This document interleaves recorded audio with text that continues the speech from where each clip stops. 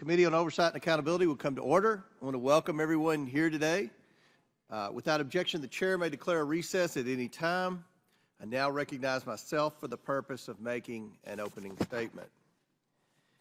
Today, we are conducting oversight of the Biden administration's Environmental Protection Agency. EPA Administrator Michael Regan leads EPA as it implements President Biden's environmental agenda. Not only did President Biden have a disastrous debate performance, but his entire presidency has also been disastrous for the American people. President Biden's radical agenda has pushed out massive, costly regulations. From the moment he stepped into office, President Biden, or at least those around him, pushed out sweeping executive orders and regulations aimed at transforming critical sectors of our economy, from transportation to power generation. This administration has enacted a whole-of-government approach to change how these sectors operate in service to the left's radical climate agenda, and no cost is spared. But folks at home around this country will be left footing the bill for the price of these massive rulemakings. EPA's largest regulations, such as the tailpipe emissions rules for light, medium, and heavy-duty vehicles, have been estimated to cost nearly $900 billion to implement. Those rules require automakers to completely redesign their operations to produce more electric vehicles, regardless of what consumers are demanding in the actual marketplace.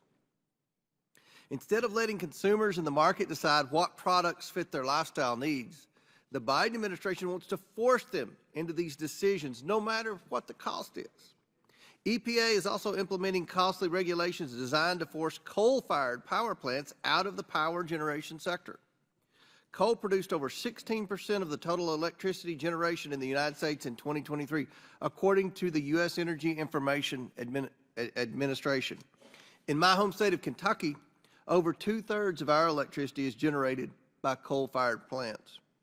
But EPA's rules will force the premature retirement of reliable sources of electricity like coal plants at a time when electricity demand continues to rise. Removing reliable power generation capabilities undermines the stability of our electric grid and puts consumers at risk of rolling blackouts and forced rationing of electricity. And as these rules go into effect, Americans will be left literally powerless. How can the administration push to electrify the U.S. vehicle fleet on the one hand, while it undermines the reliability of the electric grid on the other? During the 118th Congress, this committee has investigated numerous regulations of various sizes and scopes, but one theme keeps reappearing. Higher cost of regulation leads to higher costs for consumers. The Biden administration has either ignored or refused to learn this basic economic lesson. It's very simple. When the federal government imposes new massive regulations, the cost of compliance just don't magically vanish into the air. Those costs are passed on to consumers, who will be faced with higher prices and fewer choices in the market. And the numbers are staggering. By their own estimates, the Biden administration, in just 3.5 years on the job, has imposed over $1.6 trillion in estimated new federal regulatory costs. And $1.3 trillion of those costs, over 80% of the total, are from new EPA regulations. Americans are already starting to see higher prices and fewer choices because of regulation. And we can expect it will only get worse as these rules really kick into high gear. Gas prices have skyrocketed, utility bills continue to increase, and inflation has eaten into every household's spending power. Administrator Regan, you committed at your confirmation hearing to build consensus around pragmatic solutions and to work in partnership with Congress. Well, sir, the sheer cost of the regulations coming out of the Biden administration doesn't strike me or many Americans as pragmatic solutions at all. $1.3 trillion just from the EPA is setting us down a dangerous path of over-regulation. I hope that we can impress upon the administration today how much it needs to start putting the interest of the American people first and not simply look to appease these well-organized left-wing special interest groups and climate scaremongers. Americans cannot afford the bill they will ultimately be left paying by this administration.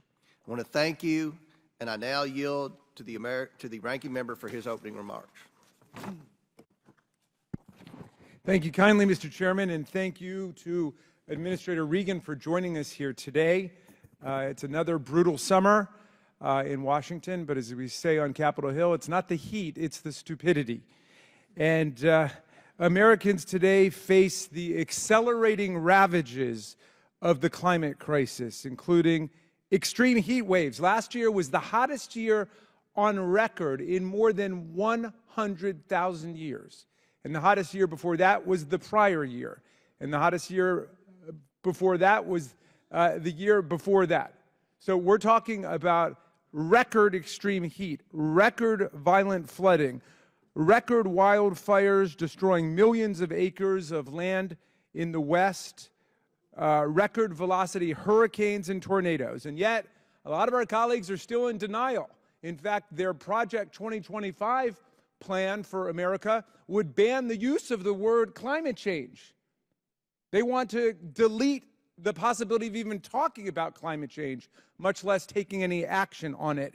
Millions of Americans are suffering the health effects of legacy pollution, dangerous air quality, and other kinds of toxic contamination. The work of the EPA has never been more urgent.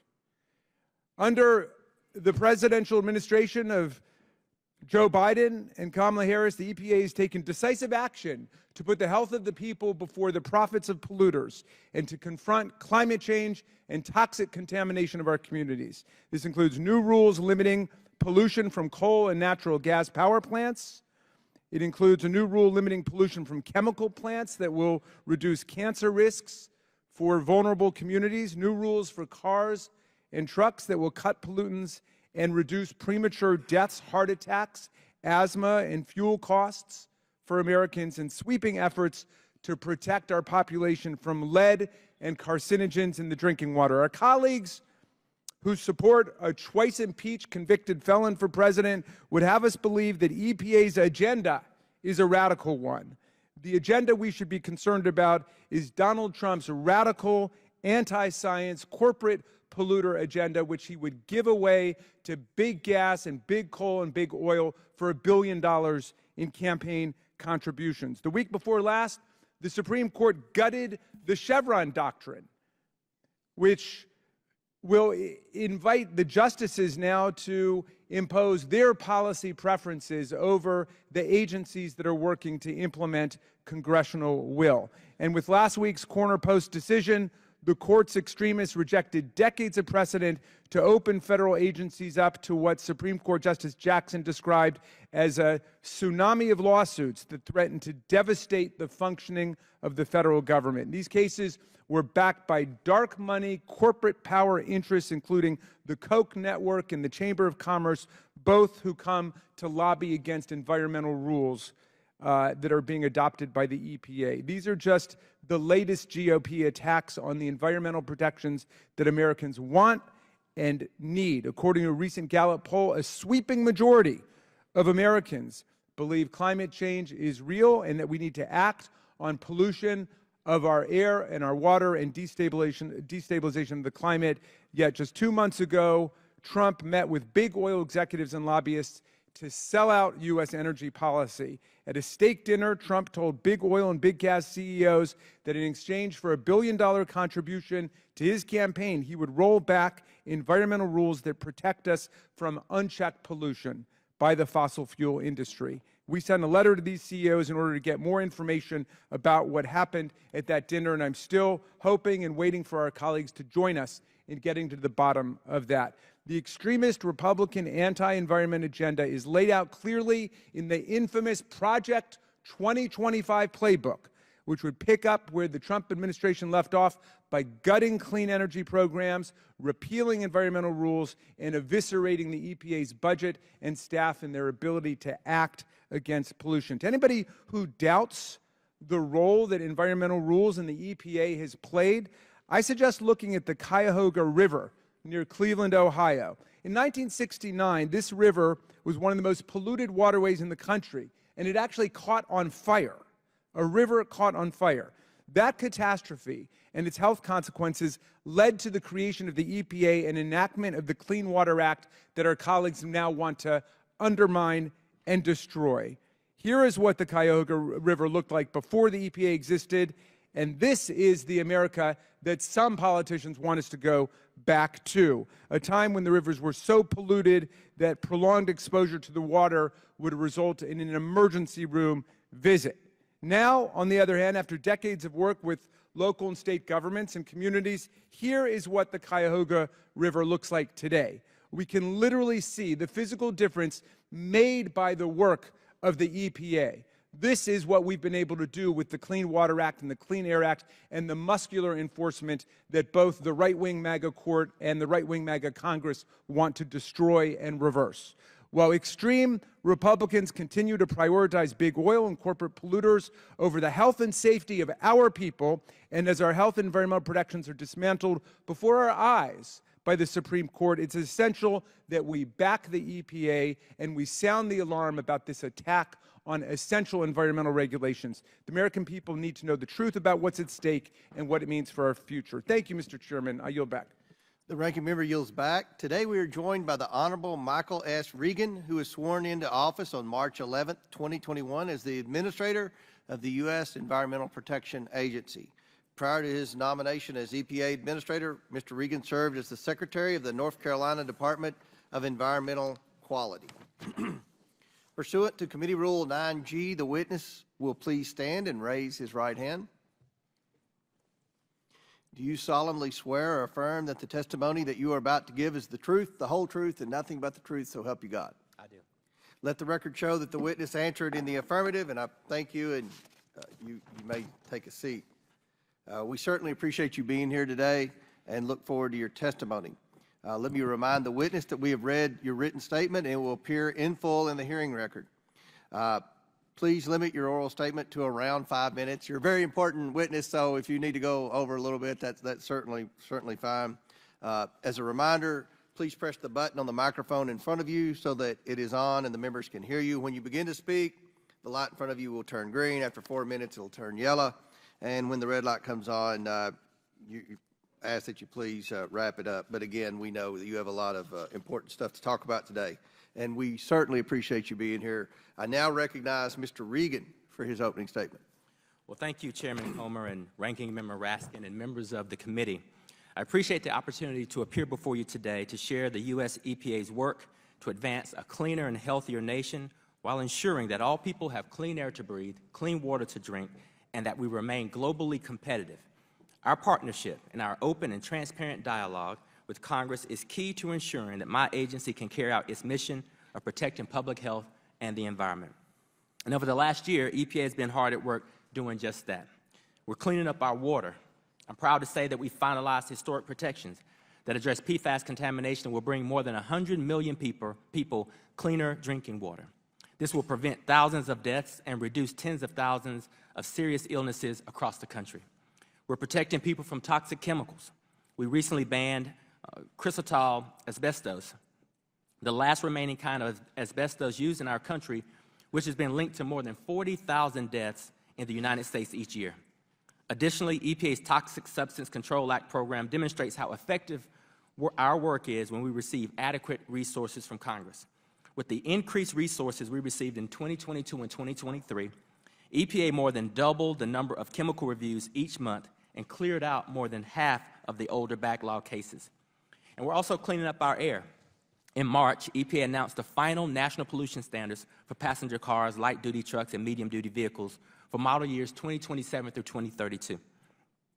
These standards will avoid more than 7 billion tons of carbon emissions and provide nearly $100 billion of annual net benefits. EPA's greatest and most fundamental responsibility is protecting public health and the environment. And every single day, we're upholding our commitment to the American people.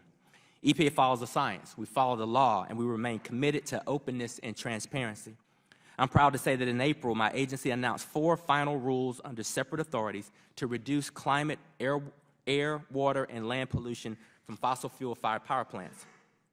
Finalizing these standards on the same day helps ensure that the power sector can confidently prepare for the future by enabling strategic, long-term investments and establishing an informed multi-year planning process. Folks understand just how important our role is in the power sector and our nation's economic growth and competitiveness. And I also understand that protecting public health has never come at the expense of a strong and durable economy. EPA's action reflects this understanding. Transparency is key and engagement is vitally important. I want to be clear, through all of our rulemakings, we engage with and receive input from the regulators, the institutions, the stakeholders, all of the individuals who will help shape the future of our country. Furthermore, President Biden's Bipartisan Infrastructure Law and Inflation Reduction Act provide a historic, once-in-a-generation opportunity to invest in America's future, a future that will change people's lives for the better. The historic funding Congress has provided my agency is creating millions of jobs, modernizing our nation's infrastructure, combating climate change, and putting us on a path to win the 21st century and beyond. And EPA is doing the job Congress has asked us to do by putting these funds to work to fulfill our critical mission. As an agency, EPA is dedicated to open communication, fairness, and transparent engagement with Congress and with the American people. EPA recognizes and respects the importance of Congress's interest in obtaining information necessary to perform its legitimate oversight. With respect to the Oversight Committee, we have responded in good faith to committee requests by providing approximately 23,000 pages of documents, a response to every letter from the committee, 8 briefings, testimony at a subcommittee hearing, and numerous staff-level calls. And we're fully committed to continuing to cooperate with you, as well as the Office of Inspector General and the U.S. Government Accountability Office. I'm confident and proud of the hard work at EPA, and I'm proud of the work that we've undertaken to protect public health and the environment, while responsibly stewarding taxpayer resources. Under President Biden's leadership, Americans in every state and every town will lead healthier lives, breathing cleaner air, drinking cleaner water, and seeing a brighter economic future. Thank you for the opportunity to be here today to submit the testimony for the record, and I look forward to our continued partnership in answering all questions. Thank you very much. We'll now begin our 5 minutes of questions. The chair recognizes Mr. Palmer from Alabama for 5 minutes. Thank the chairman. Mr. Reagan, you and my Democratic colleague mentioned the great work of the EPA. I just want to point out that the photograph that he showed and the subsequent cleanup of the Cuyahoga River is indicative of all of our commitment to cleaning up our environment. And we've made remarkable progress. Since 1980, our economy's grown by 791%. Vehicle miles traveled has gone up 113%. Population's increased by 47%, and that's probably not counting the illegals that have crossed our border. Energy consumption's up 29%. But the 6 criteria gases that the EPA tracks have all gone down 60%. And that's your data. One of the things that concerns me is about how you've gone about things and basically taking the lawmaking authority away from Congress. I'm very encouraged by the overturning of the Chevron deference that the Supreme Court did last week because it restores the responsibility for lawmaking and the accountability for lawmaking to Congress where it belongs. But there's another thing that the EPA has been engaged in that concerns me, and that's basically sue and settle. In March of this year, the Inspector General issued a report that found the EPA does not properly store its procurement data, paving the way for fraudulent, collusive behavior with vendors receiving contracts and subcontracts. This prevents the Inspector General from adequately conducting oversight. Are you doing anything to correct this? We have. It's a yes or no. We have, yes. Okay, good. I'd like to know if you would report to the committee in writing what you've done to correct this, because it's not the first time these questions have been raised about the EPA's potential collusion with friendly outside parties, especially when environmental groups during litigation. It's, as I said, sometimes referred to as sue and settle litigation. So when was the last time the government audited EPA litigation? Have you had an audit? I'm not quite sure of which specific audit you're referring to, but litigation. We welcome all audits. Well, I would like to know and report to the committee whether or not you've had an audit of EPA involvement in litigation. The Biden administration revoked the Trump administration's policies to publish and notice settlement details and pre-litigation announcements. And I want to know what efforts the EPA has made to reduce the settlement costs using taxpayer dollars. Can you report to that to the committee as well? Yes, we can report to the progress we've made to evolve that document to provide more transparency, which is what those changes. But I want to know how much you've spent taxpayer dollars in these settlement cases. And if the government auditors cannot access data to adequately track management of contracts or litigation costs, then what resources are available to Congress and the public to track the taxpayer expenses for these activities? Do you have any response to that in terms of your oversight? Because you should be reporting to Congress with full transparency about your litigation efforts in these sue and settle cases. I do believe that we are reporting responsibly to Congress. I meet frequently with my Inspector General. We have taken just about all of the recommendations. Well, your Inspector General, as I said, reported that you do not properly store your procurement data, which paves the way for fraudulent, collusive behavior, and that's one of my big concerns, is that there's been collusive behavior, involvement with these outside groups. I want to move to something else that concerns me too, is the House of Representatives sent 2 letters to the EPA. One was in December of last year, one was April of this year, signed by 22 members respectively, including 10 members of the House Energy and Commerce Committee. Both the letters raised serious questions about whether the EPA's proposed $2 billion regulation on the lime industry is necessary, given that the EPA's own scientists have determined that the emissions from lime plants are already acceptable with an ample margin of safety. And in September of last year, the House Science Committee held an oversight hearing, and you testified that you think, and you said this, I think what we want to do is to ensure that we're meeting the letter of the law with as much flexibility as possible. I think we have to be reasonable, and I think we want to do, what we want to do is protect public health and ensure that these industries can be productive.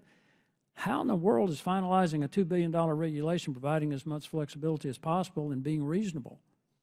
Well, I think if you look at that finalized action, we took into consideration many of the recommendations that industry asked us to. You know what lime is used for? To Mr. health and Administrator Regan, do you know what lime is used for? I absolutely do. What's it used for? Well, it can be used for a lot of things. Yeah, but what is it primarily used for in the construction?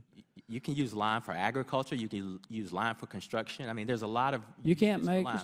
It's a key ingredient in concrete cement. It's a key ingredient in a lot of things. It's not just cement. And you just imposed a $2 billion regulation on it, and all that cost can be passed on to consumers to increase food prices. We put protective standards in place so that workers and people who are exposed to lime. But your own administration says that you've determined it's acceptable with an ample margin of safety. That's not reasonable. It's acceptable in certain instances. I think that's a narrative or a context that I'd love to have this conversation. Maybe we could look at the full breadth of the statement that the scientists are making. I'm very aware of the statements that our scientists are making, and so I think that may be out of context. Well, I'm very encouraged by the Chevron deference being overturned, because it will restore to Congress our lawmaking authority and remove it from these agencies. I yield back. And gentlemen, time's expired. We went a minute over, so the Democrats can have that extra minute at some point. Chair recognizes Ranking Member Raskin. Thank you kindly, Mr. Chairman. Mr. Regan, let me just follow up on that, because I do think that there's a significant philosophical difference that was just surfaced in the colloquy between Mr. Palmer and yourself.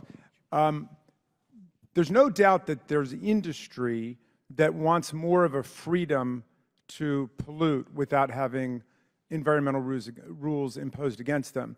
But your purpose is to defend the freedom to breathe clean air and drink clean water and have a safe working place. And I wonder if you would describe what the mission of the EPA is. Well, the mission of the EPA is to protect public health and the environment, look at cost-effective technologies to do so, and ensure that this country can remain globally competitive. And I do that in concert with state regulators in blue and red states, but also actively engaging industry to come up with the right solutions. And that's a mission that has been, for a lot of American history, a bipartisan one. It was under President Nixon that the EPA was first created, right? Correct.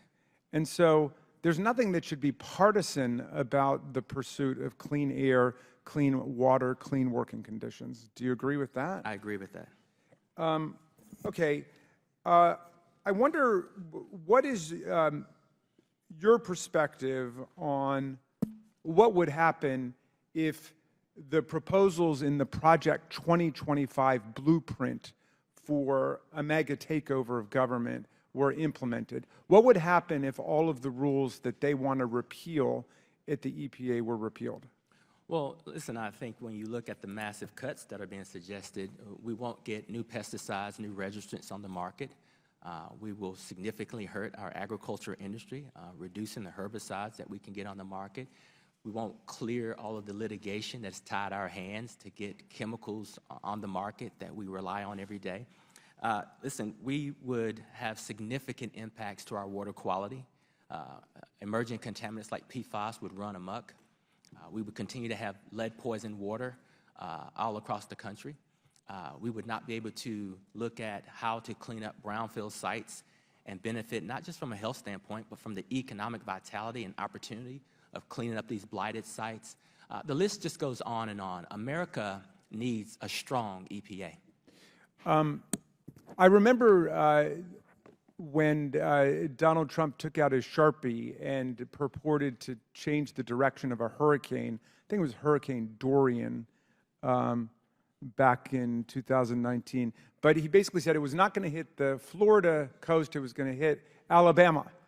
And he did this without any consultation with the National Weather Service, or NOAA, where the National Weather Service is located. And then it created huge confusion and consternation. I mean, what would happen if we replaced professional scientific civil service management of agencies like the Weather Service or NOAA or the EPA with political flunkies, basically, people who are just willing to say whatever the president wants to say? What would that do to our ability to have effective public policy if science is something that could just be made up by a president? If we don't follow the science and have qualified people in these positions, Americans will die. We have a role to play, and we need to be able to predict the weather. We need to be able to respond to the weather. We need to be able to alert the public that if danger is coming their way.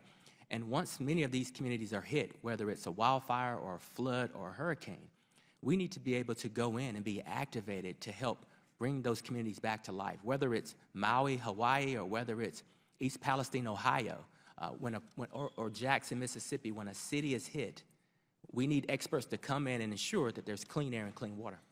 So how have you regarded the war on science and the war on public health that we saw during COVID-19? We saw in this committee when Dr. Fauci came the other day, we had members of this committee accusing Dr. Fauci of having created COVID-19 and profiting from it. How do you experience that attack on science in terms of your ability to get your work done?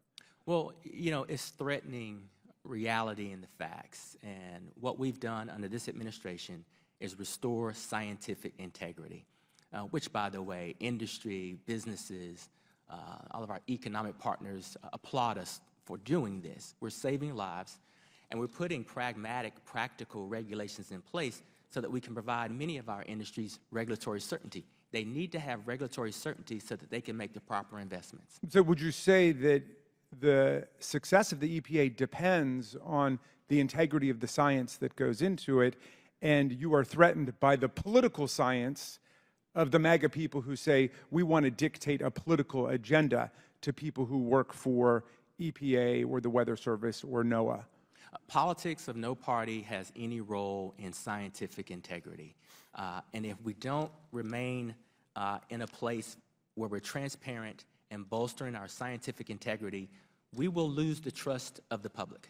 Scientific integrity is at the core of EPA's mission to protect all people. Thank you very much for your hard work, and Mr. Chairman, I yield back to you. All right. Chair now recognizes Mr. Higgins from Louisiana for 5 minutes. Thank you, Mr. Chairman. Administrator Reagan, you said you'd You don't want to lose the trust of the American people. Too late. It's already happened. Economic prosperity is the cornerstone of societal advancement worldwide. And the cornerstone of economic prosperity is affordable, abundant, transportable energy product. Ladies and gentlemen, and you young Americans across the country, please join me in loving your planet and living your life in a manner that you intend to protect your planet for future generations by recognizing that economic prosperity worldwide is a -- driver of clean air and clean water and reduced pollution worldwide. So the energy product that the world consumes, including the fuel that you use to get here, the petrochemical products produced by the fossil fuel industry that Mr. Reagan is wearing upon his back, that clothes that you're wearing, the carpet upon which you're standing, the finish on the chair where you're sitting, the petrochemical products that make up 100% of the phone or the computer that you're typing on is consumed worldwide. Our world being one, if you're concerned about the ecological impact of mankind upon your planet, and you recognize that mankind is going to consume petrochemical products, then you would want it produced in the region of the earth where it's produced the cleanest, under the most stringent regulations and the most industry-driven technological advancement to deliver clean, affordable product. That's the United States of America. Men like Mr. Reagan have carried a torch 100% driven by an agenda to smash the American energy industry. He's the one that's agenda-driven, not me. The American energy industry and the American petrochemical industry is, with no debate, the cleanest producer of affordable energy product and affordable petrochemical product in the world. And every one of you consume it. Own that. Because that's where we are. In the future, I have no doubt that there will be a gradual transition to things unknown. This is the nature of life. It's the way things roll. But to have an agenda-driven Green New Deal, anti-American energy, anti-American petrochemical agenda shoved down our throat by an administration that claims it's doing so on behalf of protecting the world's ecological stability, by forcing the production of these products into regions of the world that have far less concern about their ecological impact. That is hypocrisy at its worst. And I, for one, am going to use every authority that Congress allows me to legally wield to push back against it. Mr. Chairman, I ask for unanimous consent to enter into the record the Joint Resolution 161, a joint resolution calling for the reversal of the EPA rule submitted by this gentleman and his department. Without Unanimous consent. Without objection, so ordered. Mr. Reagan, do you have plans for next year, sir? You have plans for next year? I have plans for every year. What's your plans for next year? Well, my plans are personal. And I don't. Well, I'm asking you I don't know professionally. Well, you have plans to continue your battle that you're carrying that torch for. With you just assaulting me and saying I'm un-American. You think this was an assault? Now you want to know what my plans are. We're definitely living in two different worlds. Oh, yeah, we are in two different worlds. Mr. Chairman. Mr. Chairman. I appreciate I have an inquiry. this Mr. Chairman. hearing being convened. Mr. Chairman, I have an inquiry. Gentleman from Maryland, Mr. Mfume? I'm going to I reclaim I my have an time. And you have time left, Mr. Higgins. Mr. Mfume. I have an inquiry of the chair. Mr. Chairman, we disagree on a lot of issues in this committee a lot of times, but we always ought to look and put a stop sign in front of ourselves when we start assailing by name the personal integrity of any witness. I mentioned this a few weeks ago with Mr. Fauci. It continues to happen. I want to make sure I'm on the record so that members of the committee on both sides of the aisle will at least respect the personal integrity of a witness before this committee. The chair recognizes Mr. Higgins for his final few Chairman, seconds. this is the Oversight Committee. This is where government is forced to sit in front of Congress and be held accountable for their actions. Mr. Chairman, That isn't the reflects gentleman's time up? personal Isn't- integrity. That's Mr. not my Chairman, but problem. It's Mr. Chairman, I yield. not the McCarthy era. Gentlemen, It's yield not back. the McCarthy committee. Order. Chair now recognizes Ms. Norton from Washington, D.C.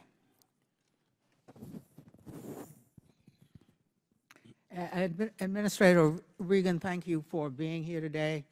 Climate change and pollution are among the most urgent crises of our time. Addressing them requires real action and innovative solutions.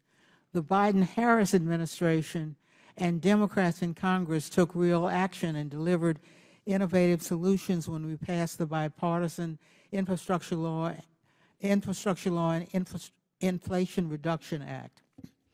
As a result, we are making historic investments in our communities to fight climate change and protect our environment and public health, including more than $50 billion for EPA to strengthen our nation's water infrastructure after decades of underinvestment. The District of Columbia is benefiting from billions of dollars in funding, much of which will go toward replacing toxic lead pipes. Removing these dangerous pipes will make our drinking water safer, prevent health crises, and protect children from lead poisoning that can lead to lifelong harm.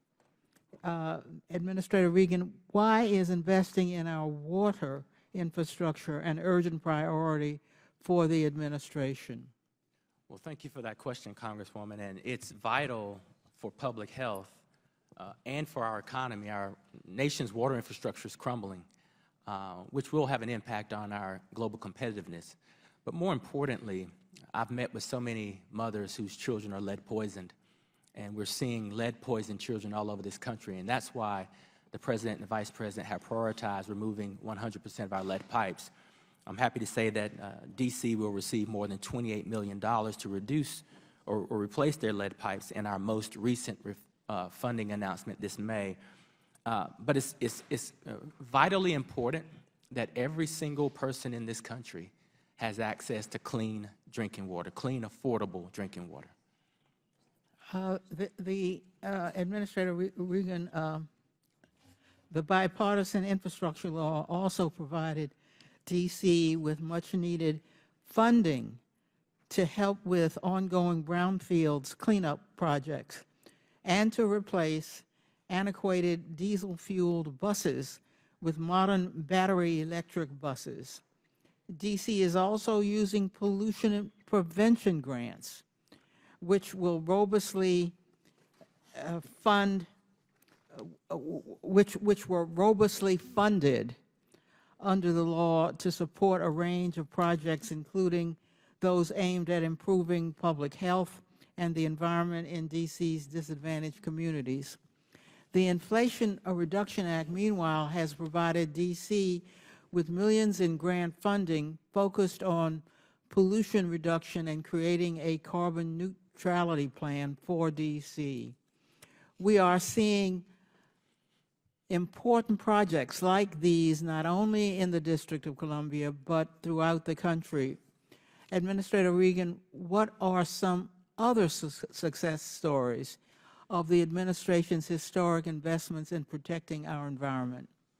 Well, we have quite a few, and I would say when we think about Washington, D.C., and we look at the success of our brownfields program, we are revitalizing blighted communities, and turning these communities into economic centers, but also reducing the pollution to many communities, which increases the tax base, increases the healthiness of communities.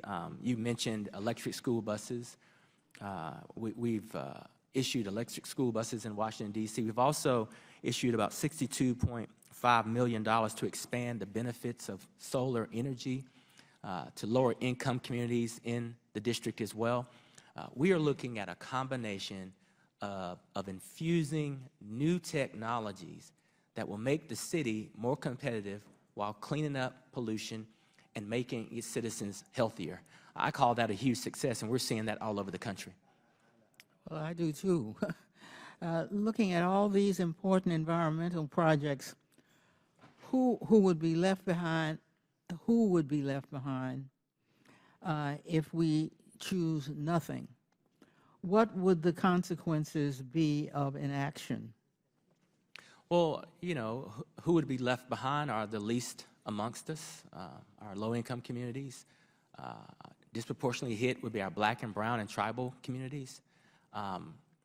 Most of these communities are not the communities that have generated the pollution or used the energy, but are on the receiving end of the brunt of the storms or the pollution. And so it's imperative that we take a look at ensuring that every single person in this country has clean air to breathe, clean water to drink, and that we engage with our communities to invest in solutions that they've had for decades. We cannot afford, as a country, to leave anyone behind. Chair now recognizes Mr. Gosar from Arizona. Thank you very much, Administrator Regan. There's been a big push since Congress to expand the RECA, or the Radiation Exposure and Compensation Act, in areas that are far away, very far away from the original testing sites, which were in Nevada. In fact, there was 1,054 detonations in Nevada, which composes almost 95% of all those exposures. And yet, when we had RECA, there was an administrative error in which southeastern Nevada, northwestern Arizona were excluded from this aspect. Now, we started investigating this. I've been doing this bill for forever, since 2010, because before it was even cool to talk about. One area that seems we can argue about should expand RECA is to St. Louis, Missouri. Very important here. However, I take an acute interest in the existing Superfunds on the EPA's national priorities list that cover radiation in this area. Let's look at these. One Superfund site, the St. Louis Airport, Hazelwood Interim Storage and Futura Coatings Company site, was listed in October of 1989 and consists of 3 areas used for the storing of radioactive waste from uranium processing in St. Louis. Another, the Westlake landfill site, was listed in August of 1990 and covers a site where 43 tons of uranium ore processing residues in soil were disposed of in 1973. Here's my questions. These Superfunds are supposed to contain and deal with the effects of this radiation, right? Do you believe your agency is effectively addressing the issue of radiation exposure in the St. Louis area? I do. I do believe that, as you've mentioned, it's a tough topic and hard to get your arms wrapped around.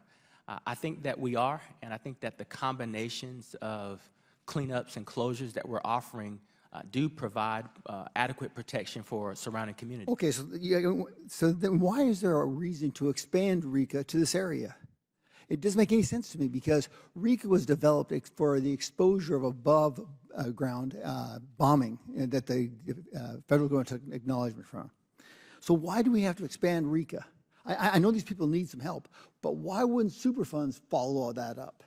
Well, this is a specific issue that maybe we should discuss, because I know that when these sites or expansions occur, that typically means more federal dollars come in to help with the cleanup if there is a different use for the site. So I agree with you, but my point is we spend a ton of money on these super sites. Why aren't they addressing these exposures to radiation from this point forward instead of RECA? I mean, I've got people who have waited now. Their exposure has now been almost 70 years, and they've been excluded because of an administrative error from what Congress intended to the bill writing. It had nothing to do with us being the error. And I've been pushed off. We tried to do this in the NDA. We tried to do this all the way around. I've been told by bureaucrats, you know what, tough luck. You have to have more money. We have to get it included.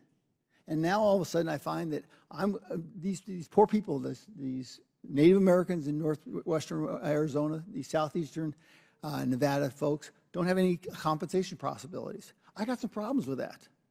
You know, I want this money to be appropriate because you can talk about the administration and rules and regulations, but the other part of wasting money is it the contractor who's not doing their job? Is it the supervision of the Army Corps of Engineers who's not adequate? I don't know, but we have to have some answers here because we got one more chance at this. The rest of these people aren't going to be around, and it's meager, folks.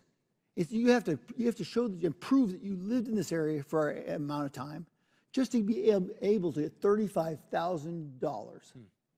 I find this a radical injustice in that regards. And so I've got a lot of other things with PM10s and all that stuff, but this is very poignant to me. Okay. So I would love to have your forefront pushing this right away because we have not renewed the RECA standards, and we need to. But I need to understand why all of a sudden we're getting this big push from Missouri from these Superfund aspects to maybe included in that. I want people to get their due diligence, but why does RECA have to be this part? Why can't the Superfunds take that? Could I get that answer from you? Yes, you have my personal commitment that we'll work on this and see what we can do. Thank you. My last little question was, you know, we have all these pharmaceuticals in our water supply. The gentlelady from DC talked about it. And I know you really don't have a jurisdiction, the FDA really does, but how clean is our water with regards to the disposal of these pharmaceuticals? Most of them going down into our water supply. Could you address that real quickly? Yeah, presently, in my conversations with FDA and other health agencies, our water is clean. Our water is clean and drinkable, and when it's not, we advise citizens to follow boil water advisories or any other advisories that a local entity might. Could I interrupt you right there? But steroidal manufacturing of these pharmaceuticals bypasses our normal type prospects, if I understand this right. I'm a dentist by profession, or was. So how can you assure me that those compounds are not still in the water? Gentlemen, time's expired, but please answer the very important question. I think what we do is we match our expertise with the expertise of FDA, and from a regulatory standpoint, try to ensure that a wastewater treatment facility, a drinking water facility, has the best technology, and that's where we run those tests. I think, to your point, this is more of an FDA, EPA combined answer, and we can get our staffs together to work on getting a better answer for you. And Chair now recognizes Mr. Lynch from Massachusetts. Thank you, Mr. Chairman, and to the ranking member. First of all, I want to say thank you, Administrator Regan. We've been working in my district. I represent a coastal area that goes from the north end neighborhood of Boston all the way down to Hingham. So we are right on the coast, and we've been working with your regional people in my area on seawalls because of it's even just during my lifetime, we've seen incredible sea level rise along that coast in Massachusetts, and I'm sure there are other communities that have benefited from your good work as well. And also we had tremendous PFAS issues. We've got an older area, formerly heavily industrial, so the EPA in our region has been extremely helpful in helping us put in filtration systems that now allow people to turn on their taps and get clean water instead of having to have the town administration provide free bottled water, which was happening for quite a while. I want to talk to you about the Chevron case, the Chevron decision. So just to be clear, up until last week, when Congress passed legislation that might have been general in nature and had some ambiguity to it, which is basically every single bill that we pass, because we can't address every eventuality. In the past, the courts were required to defer to agency expertise as long as the agency interpretation was reasonable. In other words, you know, it's not just the EPA on pharmaceutical development. You know, the FDA interpretations of statutes that they are directed by held sway, as long as it was reasonable. Same thing with labor laws. You know, the labor laws are meant to protect workers, and as long as the Department of Labor made interpretations that were consistent with that mission, it was accepted by the court, and they afforded the difference. The SEC, the mission was to protect investors, and as long as the SEC was making interpretations of ambiguous sections of the law that was consistent with and reasonable within the contours, the four corners of that law, that deference was afforded to the agency. Now that's over. That's over.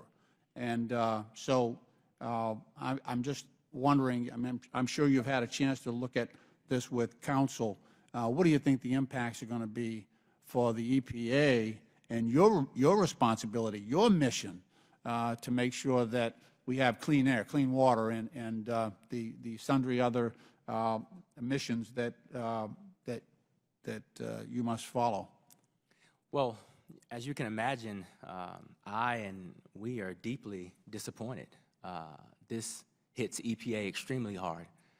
We have world-class experts who for decades have been honing their skills to work on behalf of the American people and render judgment on policies and regulations that would be most protective of everyone in this country.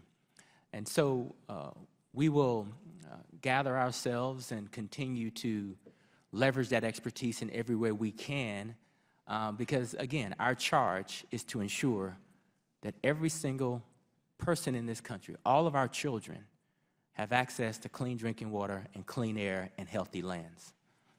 Well, thank you. I also want to just thank you again. We in this Congress have passed legislation to provide for zero-emission vehicles, not only private vehicles, but in a framework that would allow people to, charge those vehicles. But also, we've looked at the United States Postal Service and the 237,000 vehicles that they use each and every day, and we're in the process of converting many of our older vehicles to electric vehicles. And I just want to thank you and the EPA for your cooperation on that measure, and it can't happen soon enough. Mr. Chairman, the previous Republican member consumed an additional minute, and I would ask to have access to that extra 60 seconds, if I might. We've been going back and forth. I've been keeping up with it. I thought we were about even because Mr. Raskin went over a minute. But if you have a good question to ask, please. Well, I would like to yield the last minute to the ranking member. Okay. I'll find some other time to get in, Mr. Chairman. I'll get back in. Thank you, and I thank the Chair recognizes Mr. Sessions from Texas for 5 minutes. Mr. Chairman, thank you very much. Administrator, welcome. There's already this morning some disagreement about the questions that we're asking you. I've heard you very clearly talk about the EPA under your leadership as cost-effective solutions, pragmatic. America needs a strong EPA, scientific-based answers, fairness. So I'd like to engage in a dialogue with you if I can, as opposed to a long-winded opportunity here. Please tell me, as we talk about formaldehyde, are you aware that the European Union occupational exposure limit was just codified at 300 parts per billion? Yes. You were, thank you. Are you aware that the air outside this building and the air in this room is naturally occurring with formaldehyde? I can't speak to the... Well, you're the head of the EPA. If you don't know that formaldehyde is everywhere as we breathe it, not only in this building but outside, so I'll tell you that answer is yes. Let it be noted the head of the EPA did not understand that formaldehyde is a naturally occurring substance. Are you aware that the Human Studies Review Board, known as HSRB, within EPA, opposed and had problems with the recommendation of 11 parts per billion that is now being codified into your rules and regulations? Were you aware that they had problems with 11 parts per billion? I was not aware. We're not aware. Are you, the gentleman, aware that the permissible parts per billion is 750 parts per billion under OSHA for exposure limit for formaldehyde? Congressman Sessions, for the types of questions you're asking, we have They're very experts. direct. They have You are the head of this organization, and you have proposed taking to 11 parts per billion. You showed up here and you talked about fairness, cost-effective solutions, pragmatic, scientific-based, and yet within your own boards that provide you with data and information, they have said 11 parts per billion is well out of line and cannot even be measured. And yet our friends, your friends that are up here on this committee, as we are asking you what are not tough questions. They're really pragmatic, they're science-based, they're cost-effective ways to look at things, and you are standing behind changing some 20 of these different chemicals and putting them to standards that would be, once again, Europe has their occupational exposure limit is 300 parts per billion. America's at this time under OSHA is 750 parts per billion.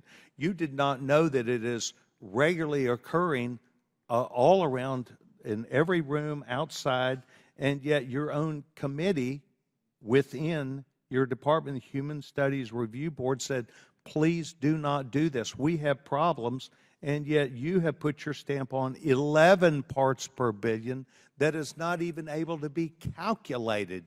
And yet, if you look at 11 to 300 to 750, you chose to show up here and to say to this committee and to plead with us, you have to save every single life, and yet it cannot even be measured. You talk about fairness, you talk about cost effectiveness, you talk about being pragmatic, you talk about science-based answers, and the head of EPA showed up today and said he did not even know that formaldehyde was regularly, naturally occurring at levels well above 11 parts per billion. Mr. Chairman, this is why we seemingly have problems and why my side, yes, we are Republicans, and we're not these crazy-eyed people that you have heard about today. We are saying we want you to be pragmatic. We want you to be fair. But you can't even justify 11 parts per billion because it can't even be measured. There are no scientific measures to measure that on a regularly recurring basis. And you have put an onus on industry. Formaldehyde is used in plastics, it's used in cars, it's used in national security, it's used all over the United States, what we would call the free enterprise system, but it's capitalism. And it's a cost-effective way to look at things. I yield back my time. Sir, we do want to talk. All right. I would now like to recognize Congresswoman Ocasio-Cortez for 5 minutes. Thank you. Thank you very much, Madam Chairwoman. We've heard a lot today. I'd like to bring this conversation a little bit down to earth and make it more about the people that we're here to serve. I'm the Congresswoman for the Bronx and Queens. I represent a community that has some of the highest childhood asthma rates in the United States. And when we hear this conversation about how regulations threaten economic prosperity, and I jotted it down earlier because I couldn't even believe that I heard it, that economic prosperity, quote, is the #1 driver of clean air and clean water, as though our rivers were somehow, I mean, our rivers and forests were clean and unpolluted before a single factory was constructed in this country. That is the state of nature. I want us to be clear about that. Now, when we hear people use this term economic prosperity, I want folks to know at home what that is a shadow screen for is a term otherwise known as profit. Wall Street profit, very often. And Administrator Regan, you've been accused of sabotaging here the economic prosperity of this country for enforcing and introducing regulations about chemicals that this committee itself has investigated, such as PFAS. I'd like for us to dig into that a little bit. PFAS is a chemical byproduct of, and it's a chemical that's in almost everything. Teflon pans, workout gear, fire extinguisher foam. What are some of the health consequences that we have seen as a result of elevated levels of PFAS for everyday Americans? Well, you know, they range from various types of cancers, death. These carcinogenic elements are wreaking havoc on communities all across the country. We've had people from PFAS-affected, especially PFAS-affected communities, that have had fertility issues. Is that correct? Yes. Testicular cancer. Yes. Is that correct? Developmental delays in children. Is that consistent with what you've seen? Yes. Thyroid issues, increased risk of cancer, correct? Yes. And those people, those kids, those parents who are struggling to conceive now, that's who we respond to. That's who we answer to. Correct, Administrator Regan? Absolutely. The American people. Now, I want to name something. This isn't just economic prosperity. There are people and organizations and companies responsible for this. DuPont and 3M are two of the largest corporations that were responsible for PFAS dumping in the United States. Is that correct? Yes. Did they know that these chemicals were potentially toxic? Is that correct? We believe they did. And yet, there are members here of this committee that want to defend the quote-unquote economic right for a company to poison its people, the American people. Now, when we talk about economic prosperity, if you're a kid in the South Bronx, if you are a mom in rural Pennsylvania near a PFAS dumping site, who comes ahead when you get cancer and have a medical bill to pay? Who comes out ahead from that PFAS dumping? The CEO of DuPont or that mom? So when we talk about the bills and the prosperity that gets made from here and who has to pay that, we need to understand a very simple economic concept called externalities. Externalities.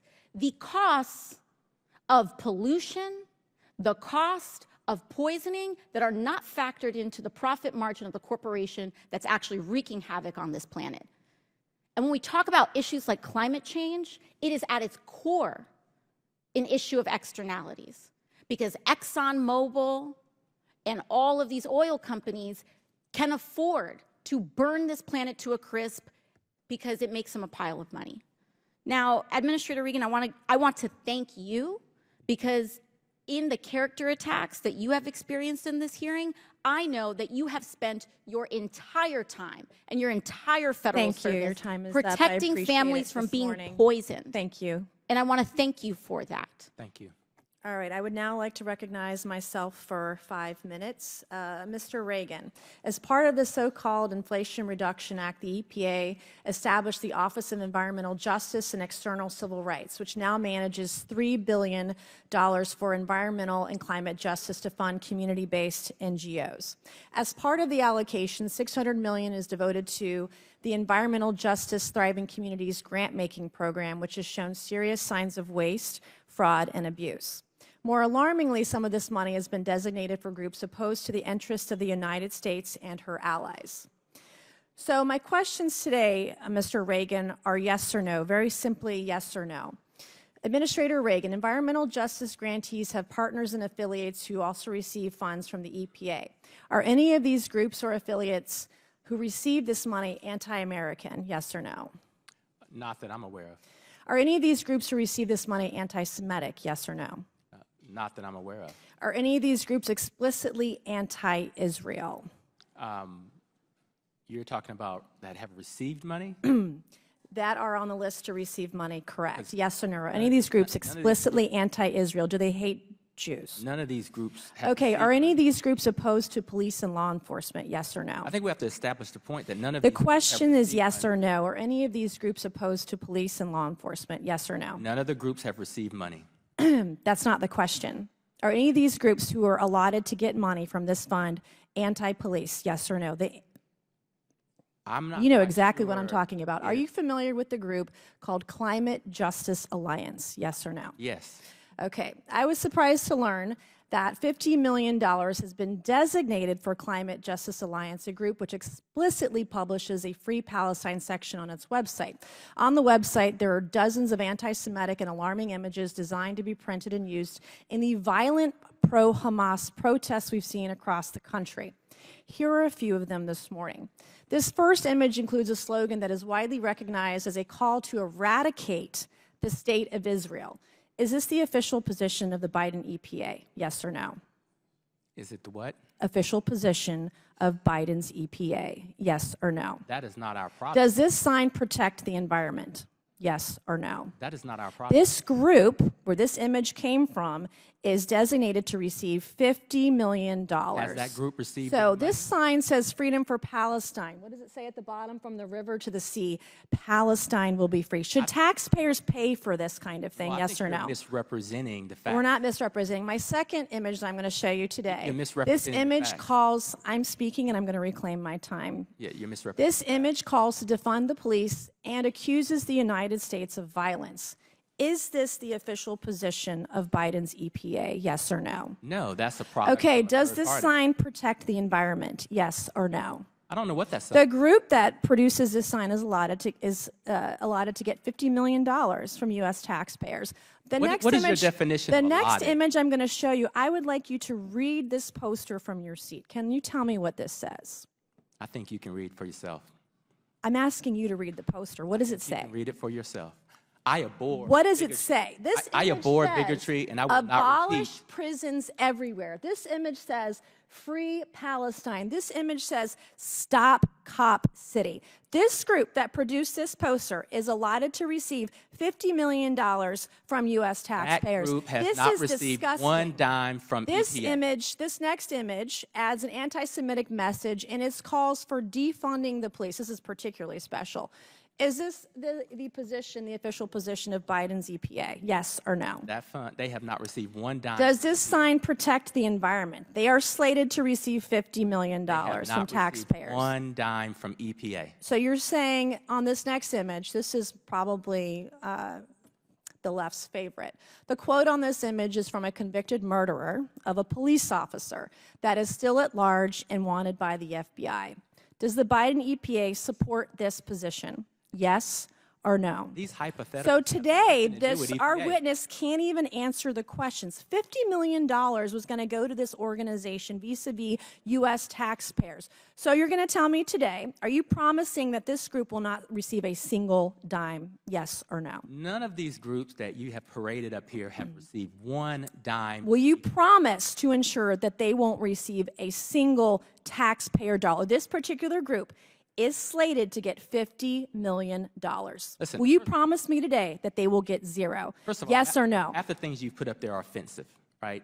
They are offensive, and like I said, it is a second of all- fact. This group is going to get is slated to get $50 million from U.S. taxpayers. None So of these our groups- witness today, Madam let's show, Chair- can't even answer the question. Madam Chair, will you just allow him to answer you? I think it'd be fair to allow him to answer you. None He of hasn't these answered a groups have single gotten question. one dime from EPA, for the record. Will you promise today that they will receive $0? None of these groups have gotten one dime from EPA. I'm sitting in the chair, you're not. So thank you, and I yield back. All right, I will now yield to Ms. Brown from Ohio. Mr. Regan, I would like to yield to you as much time as you would like to consume to respond to the allegations that were hurled upon you. Well, I appreciate that because I think it's a gotcha game to put posters and statements that many of us may not agree with, see for the first time, and then accuse the agency of supporting something that is not true. None of the groups that were presented there have received one dime from EPA. People have applied for resources. We're going through a very thorough evaluation, and we have a process to determine who should and should not receive federal funding. Those are the facts. Thank you very much. Welcome to Oversight. And it's great to see you again. Good to see you too. I want to begin by thanking you for the Environmental Protection Agency diligent work in my district, Northeast Ohio, where, as Ranking Member pointed out, is just one example of how the Cuyahoga River was historically polluted, one of the most polluted bodies of water due to the amount of industrial waste dumped into it. As you know, Cuyahoga could not sustain any life at one point, caught fire more than a dozen times. But thanks to the hard work of the EPA and the Cleveland community, this is no longer a reality. I am proud to have cast one of my very first votes in Congress in support of President Biden's and Vice President Harris's and Democrats-led bipartisan infrastructure law to continue to clean up our precious water resources, which are critical to Cleveland, Northeast Ohio, and the country. EPA's commitment to restoring the Cuyahoga River area economically and environmentally shows how this administration is prioritizing environmental justice. So, Administrator Regan, can you explain what more needs to be done to clean up and support the Cuyahoga River and surrounding areas, both environmentally and for the people who live there? Well, thank you for the question, and also thank you for hosting me and Secretary Fudge in Cleveland a while back. Listen, I think since the Great Lakes Initiative started in 2010, significant progress has been made.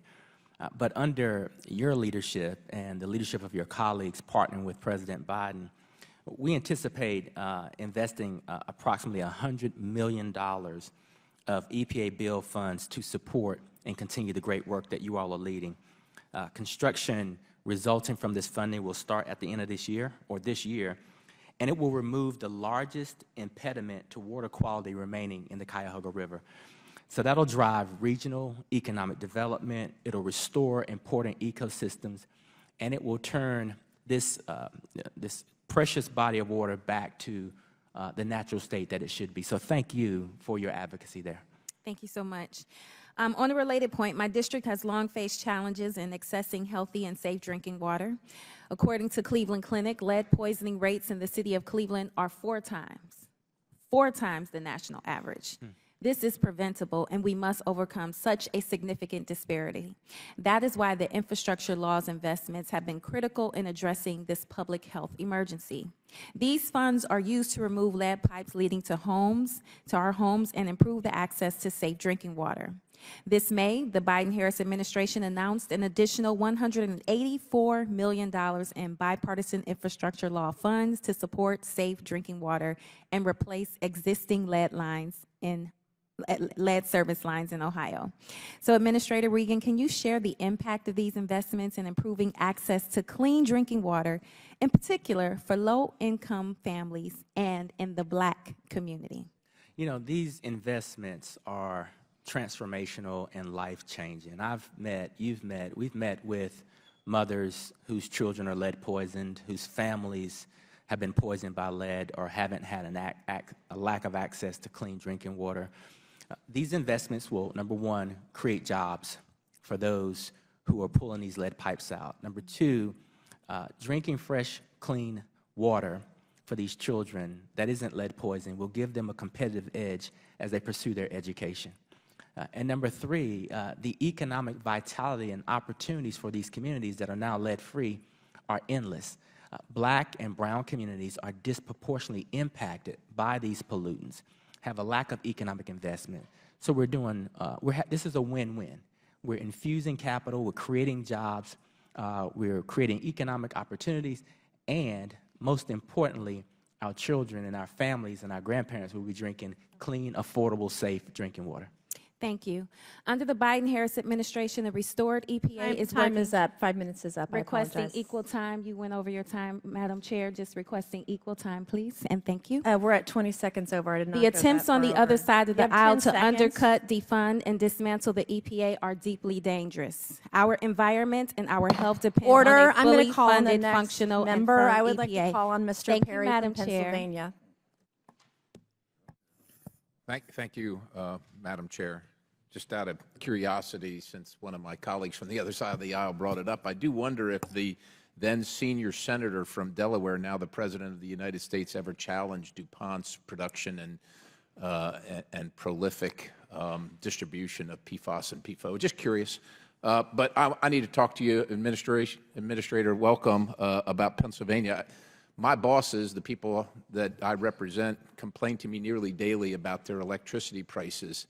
And I'm sure you know that grid operators around the country are sounding the alarm about the potential disruptions, blackouts, brownouts due to regulations, particularly the Clean Power Plan 2.0 rule. As a matter of fact, the PJM Interconnect, the largest multi-state grid operator, which includes the Commonwealth of Pennsylvania, stated that in the very years when we are projecting significant increases in the demand for electricity, the final rule will work to drive premature retirement of traditional units that provide essential, reliable services and dissuade new gas resources from coming online. I'm just curious, how does the EPA factor in the cost to the people that I represent that can't afford their electricity bills, or the grid operators who are saying, don't do this, we can't sustain this? How does the EPA factor that into the decision to just move forward and say, kind of damn the torpedoes? Well, I think there's a process and maybe a difference in some of these statements. When the rule was proposed, we engaged in a lengthy round of conversations. I even, Congressman Bill Johnson, who was our subcommittee chair at the time, hosted a number of meetings with me and industry and the like, and grid operators. And so we've had robust conversations. I think PJM has made a statement that acknowledges that numerous adjustments were made in between the proposal and final that really began to help address some of their concerns about reliability. So are there claims about the reliability and the inability to provide power and the fact that it will result in blackouts and brownouts? Is that not true? Or they? We believe that we have resolved all anxiety about. But they're still making the statement. And what about ratepayers? What about people paying the bill? Pennsylvania, it's hot right now in the summertime. Sure. It's cold in the wintertime. Yes. They can't afford their bills now. The bills are going to go up, right? It's essentially supply and demand. There's going to be great demand, but less supply. Where does their need factor into your decision making? It factors in heavily, and as I've conversed with numerous utility executives and those that manage, they're going to be looking at a suite of technologies to provide electricity. So our estimates are less than 1% increase in price over the next 10 to 15 years. Okay, so your estimates are less than a 1% increase in price over 10 to 15 years. Yes. Can you attest to that and promise that it will not go up more than 1% in the next 15 years? What we can do is we can provide you all the data. No, sir. You're moving the rule. It's being fought in the courts. Sure. But the people that I work for, my bosses that can't afford their groceries, can't afford gasoline, can't afford their daycare, can't afford electricity, you're saying that you've gotten their input and this is not going to impact them essentially more than 1% over the next 15 years. I want you to promise me right now, because I got to go face them. I have to face them. Yeah, I think I think you can assure them that the EPA administrator said that his experts, the experts at FERC, DOE, and EPA, all agree on the assessments that have been made on reliability and cost. Okay, so it's not going to go up more than 1%, and if it does, then what? Then what do you do? Do you quit your job? Do you pay them the difference? What happens then? Well, the way these rules are designed, they are designed, and each state has a state implementation plan. So it's not like. So we're going to pass the buck. It's not your problem, and somehow it was the states that did it to them. States have flexibilities in terms of how they They're delegated programs, so we give the states the autonomy. They design special state implementation programs, and they are ensuring that the individuality of that state is met with that planning. And the planning for North Carolina is different from the planning in Nevada. And I appreciate that, and God bless the people from North Carolina. I don't want them to have to pay any more either, but I don't represent them. I got to face the people of South Central Pennsylvania that can't afford their bills right now, and you're telling me it's not going to go up more than 1% over the next 15 years, but if it does, somehow it's the state's fault. Thank you, Mr. Perry. The states have flexibilities to adjust. Our time is up. 5 minutes is up. I would like to yield 5 minutes to Mr. Garcia from California. Thank you. Thank you, Administrator, for being here. I appreciate your service. You're obviously helping to implement the biggest climate bill in history, which we passed under President Biden. My district includes the Port of Long Beach. I'm the former mayor of Long Beach. We know that the port itself, you were just in the Port of Los Angeles, I think, our neighbor, a huge economic engine for the country. We're fighting to electrify the Port of Long Beach right now under the $3 billion EPA Clean Port program. I wrote to you last week. You responded. We're very grateful to your response and the team, and so we're excited about that opportunity. But I want to turn also on this issue, broader issue of environmental justice. I want to just quickly highlight a case where polluters are getting a pass, and residents in my community, the northern part of my district, are feeling the impact. In Vernon, California, small city in southeast Los Angeles, Exide Technologies spent decades recycling batteries and dumping lead and toxins into the air. This includes soil and water, which has now seeped through. Now, the company poisoned surrounding communities in southeast LA, where people suffer from cancer, asthma, learning disabilities, and dangerous levels of lead in their blood. Now, the Obama administration forced Exide to make commitments to fix and fund the cleanup. But in 2020, Trump's EPA and Department of Justice abandoned those responsibilities and approved a bankruptcy plan that let Exide essentially walk away from the cleanup. This is not acceptable to me, and certainly not to the communities that I represent. Now, Administrator, one of my first acts when I came to Congress was to lead the call for a federal Superfund designation, along with Senator Padilla. This will secure, of course, federal funds to clean the site that is desperately needed to provide this community true justice. I've been glad that this process has moved forward, and in fact, just recently, we passed a major milestone. Last week, the EPA site inspection report showed the site is eligible for a Superfund listing based on the levels of groundwater contamination. So I want to thank your team for partnering with us there, and I just want to formally ask you to once again just continue to commit to really push for this issue as we move forward to that Superfund designation. Absolutely. You have my commitment on that. Thank you, sir. Now, as we're talking about environmental justice, I want to just highlight that your agency is working every day to implement the biggest climate bill in history. And we are in a climate crisis. I think we all understand that. But I also want to look at an alternative plan for your agency. Now, this is Project 2025, which is Donald Trump's anti-environmental agenda. And I want to just note some of the main features of Project 2025.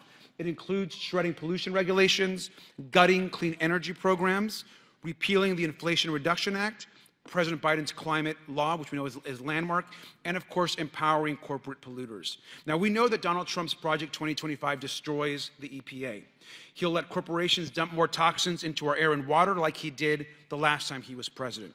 We know that he will empower corporate polluters and fill the EPA with hand-picked extremists rather than actual climate experts, and who will destroy the progress that President Biden has fought for. Now, he is promising to repeal the Inflation Reduction Act. And let's be clear, repealing the bill doesn't just mean reversing the historic progress that we have made. It means threatening jobs and businesses all over the country. Over 1,000 projects already are underway, deploying hydrogen, hydropower, wind, batteries, solar energy, which will all make us more green and independent and really leading us to a greener future. That's also hundreds of thousands of jobs. And we know why he's pushing this dangerous agenda. Donald Trump met with big oil executives to promise to carry out their policy agenda in exchange for $1 billion in campaign contributions, which oversight Democrats are actually investigating. And if that wasn't enough, he promised he would pay back his big oil donors with tax cuts for the rich. And as we know, worst of all, his agenda will be enabled by an extremist Supreme Court that Donald Trump himself appointed. Now, Administrator, I know you can't address a candidate's policy platform. I know that's not why you're here. So instead, I want you to just please explain how important it is that the agency continues to implement the Inflation Reduction Act and the climate gains that we've already achieved. Well, listen, I'll say this. One program in the Inflation Reduction Act is the Greenhouse Gas Reduction Fund. That Congress allotted us $27 billion. We designed a program in consultation with the financial sector, every aspect of the financial sector. We believe that we can pull hundreds of billions of dollars off the sidelines to make homes more energy efficient, to build manufacturing capacity in this country, to create jobs. It's important for me to say that these are not just happening in blue states. They're happening in red states. They're happening in Alabama and Georgia, and North Carolina, and South Carolina. And so this really does prove that clean energy has a role in the new economy and is creating hundreds of thousands of jobs all across this country. But more important, it's making us secure because we're bringing the manufacturing back domestically. Rolling back these types of provisions, eliminating career scientists at EPA, it's just going to ruin the economy, and it's going to ruin the progress that we're making. I yield back. Gentleman yields back. Chair, now recognize Mr. Biggs from Arizona. Thank you, Mr. Chairman. Thank you, Administrator, for being here. Administrator Regan, the National Ambient Air Quality Standard rule sets a standard based on airborne particulate matter. What are some of the sources of particulate matter?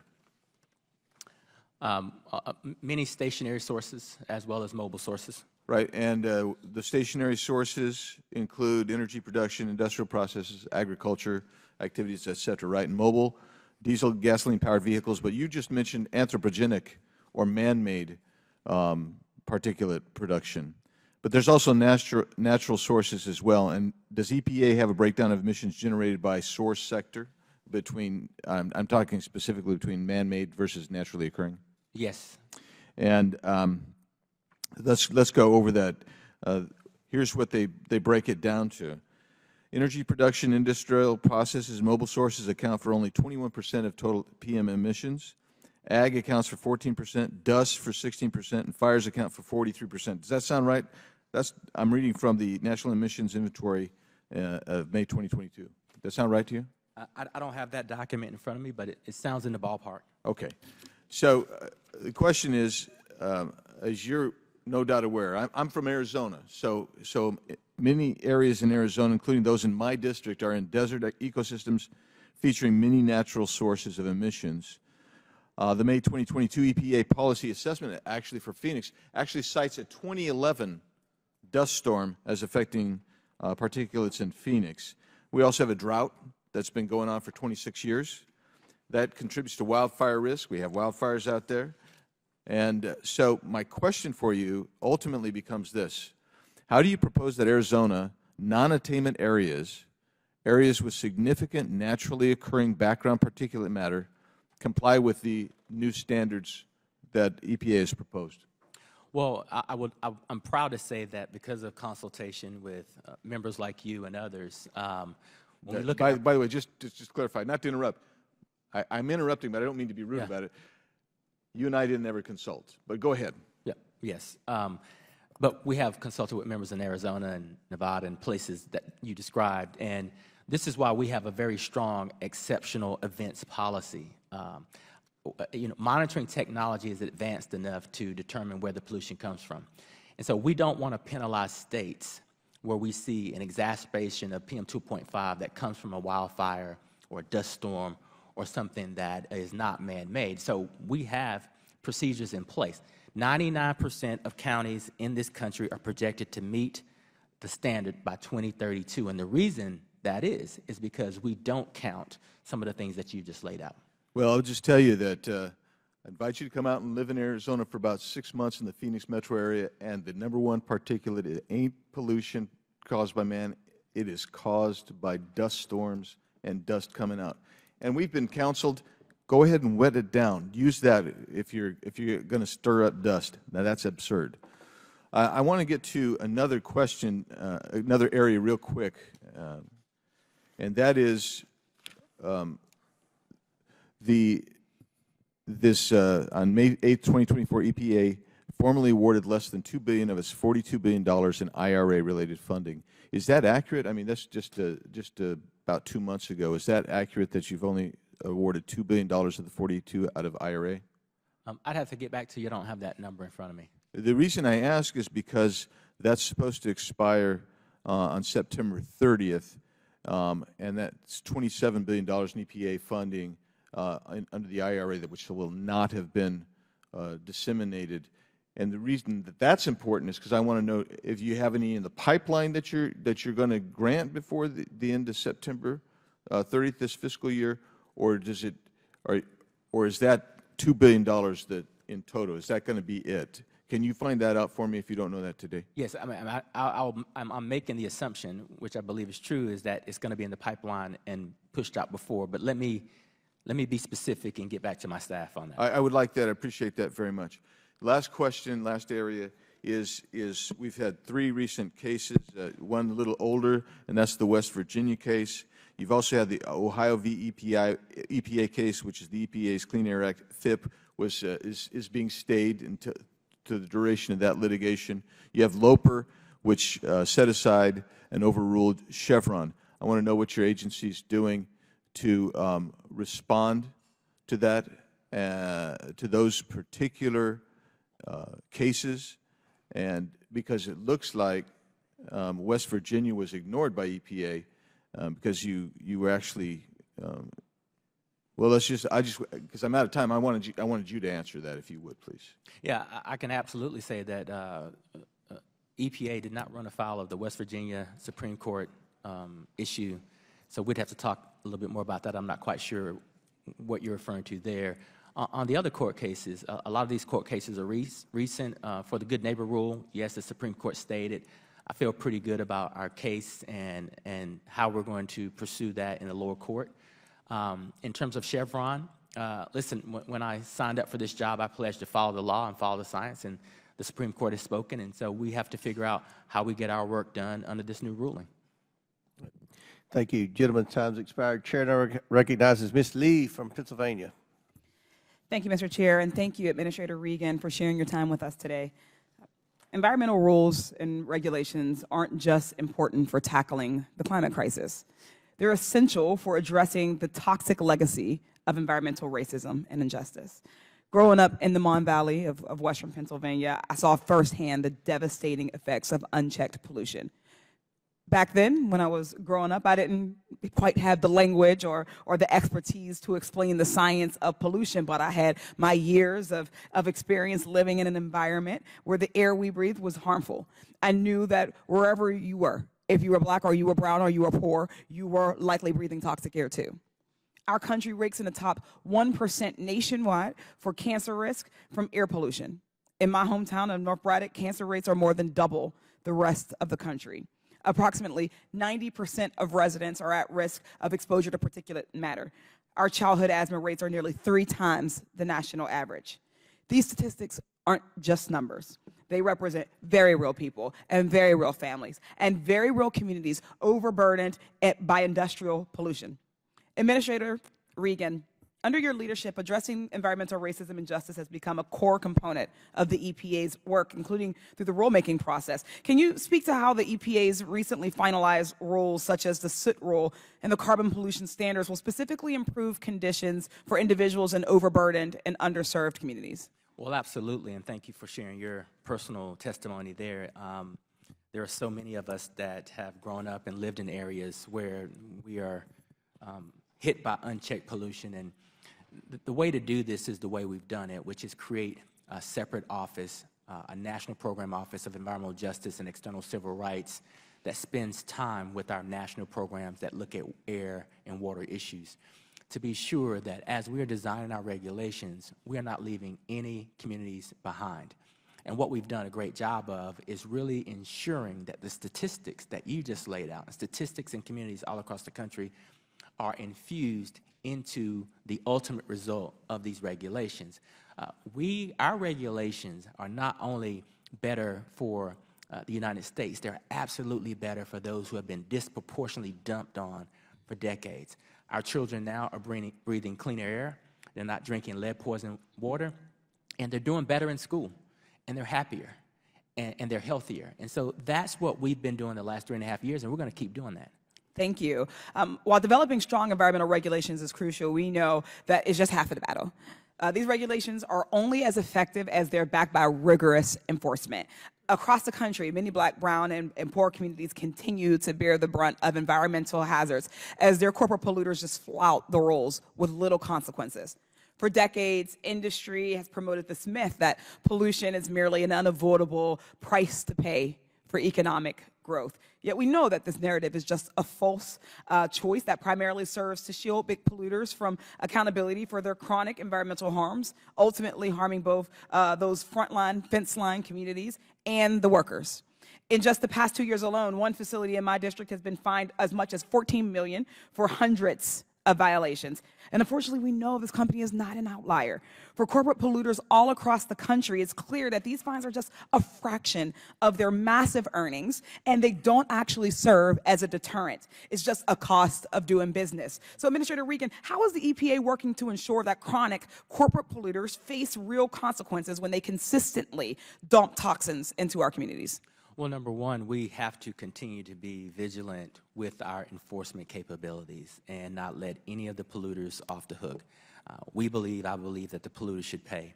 But secondly, as we take a look at these facilities, there's communication with the arms of our office that design regulations that show many of these companies can not only meet these standards, they can go below. So when we design a new regulation, then there are stiffer penalties associated with those newer regulations. So as we ramp down pollution through a regulatory approach, we also give our enforcement teams more authority to hit them a little bit harder.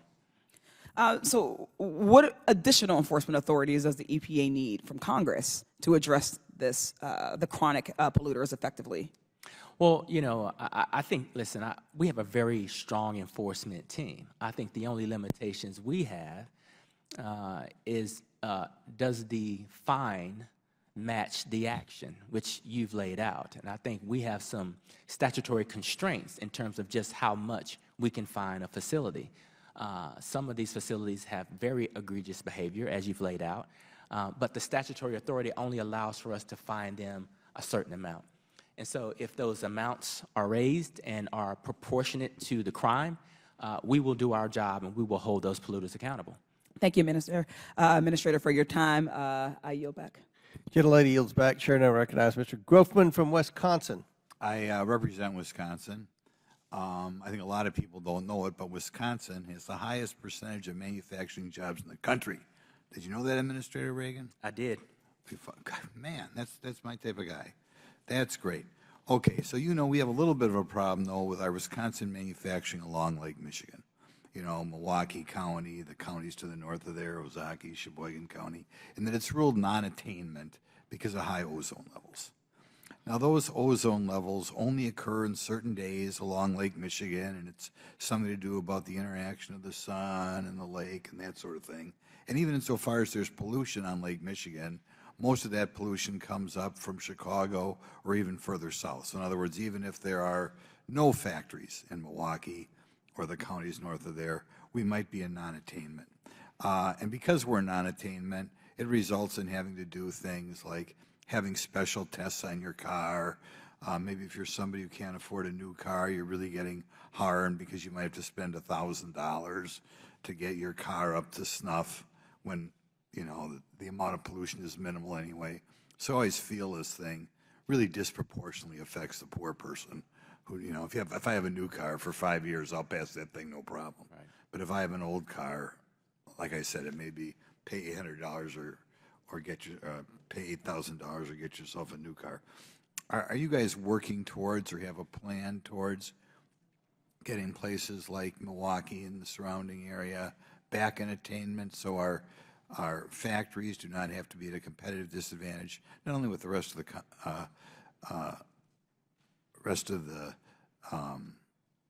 country, but the rest of the world?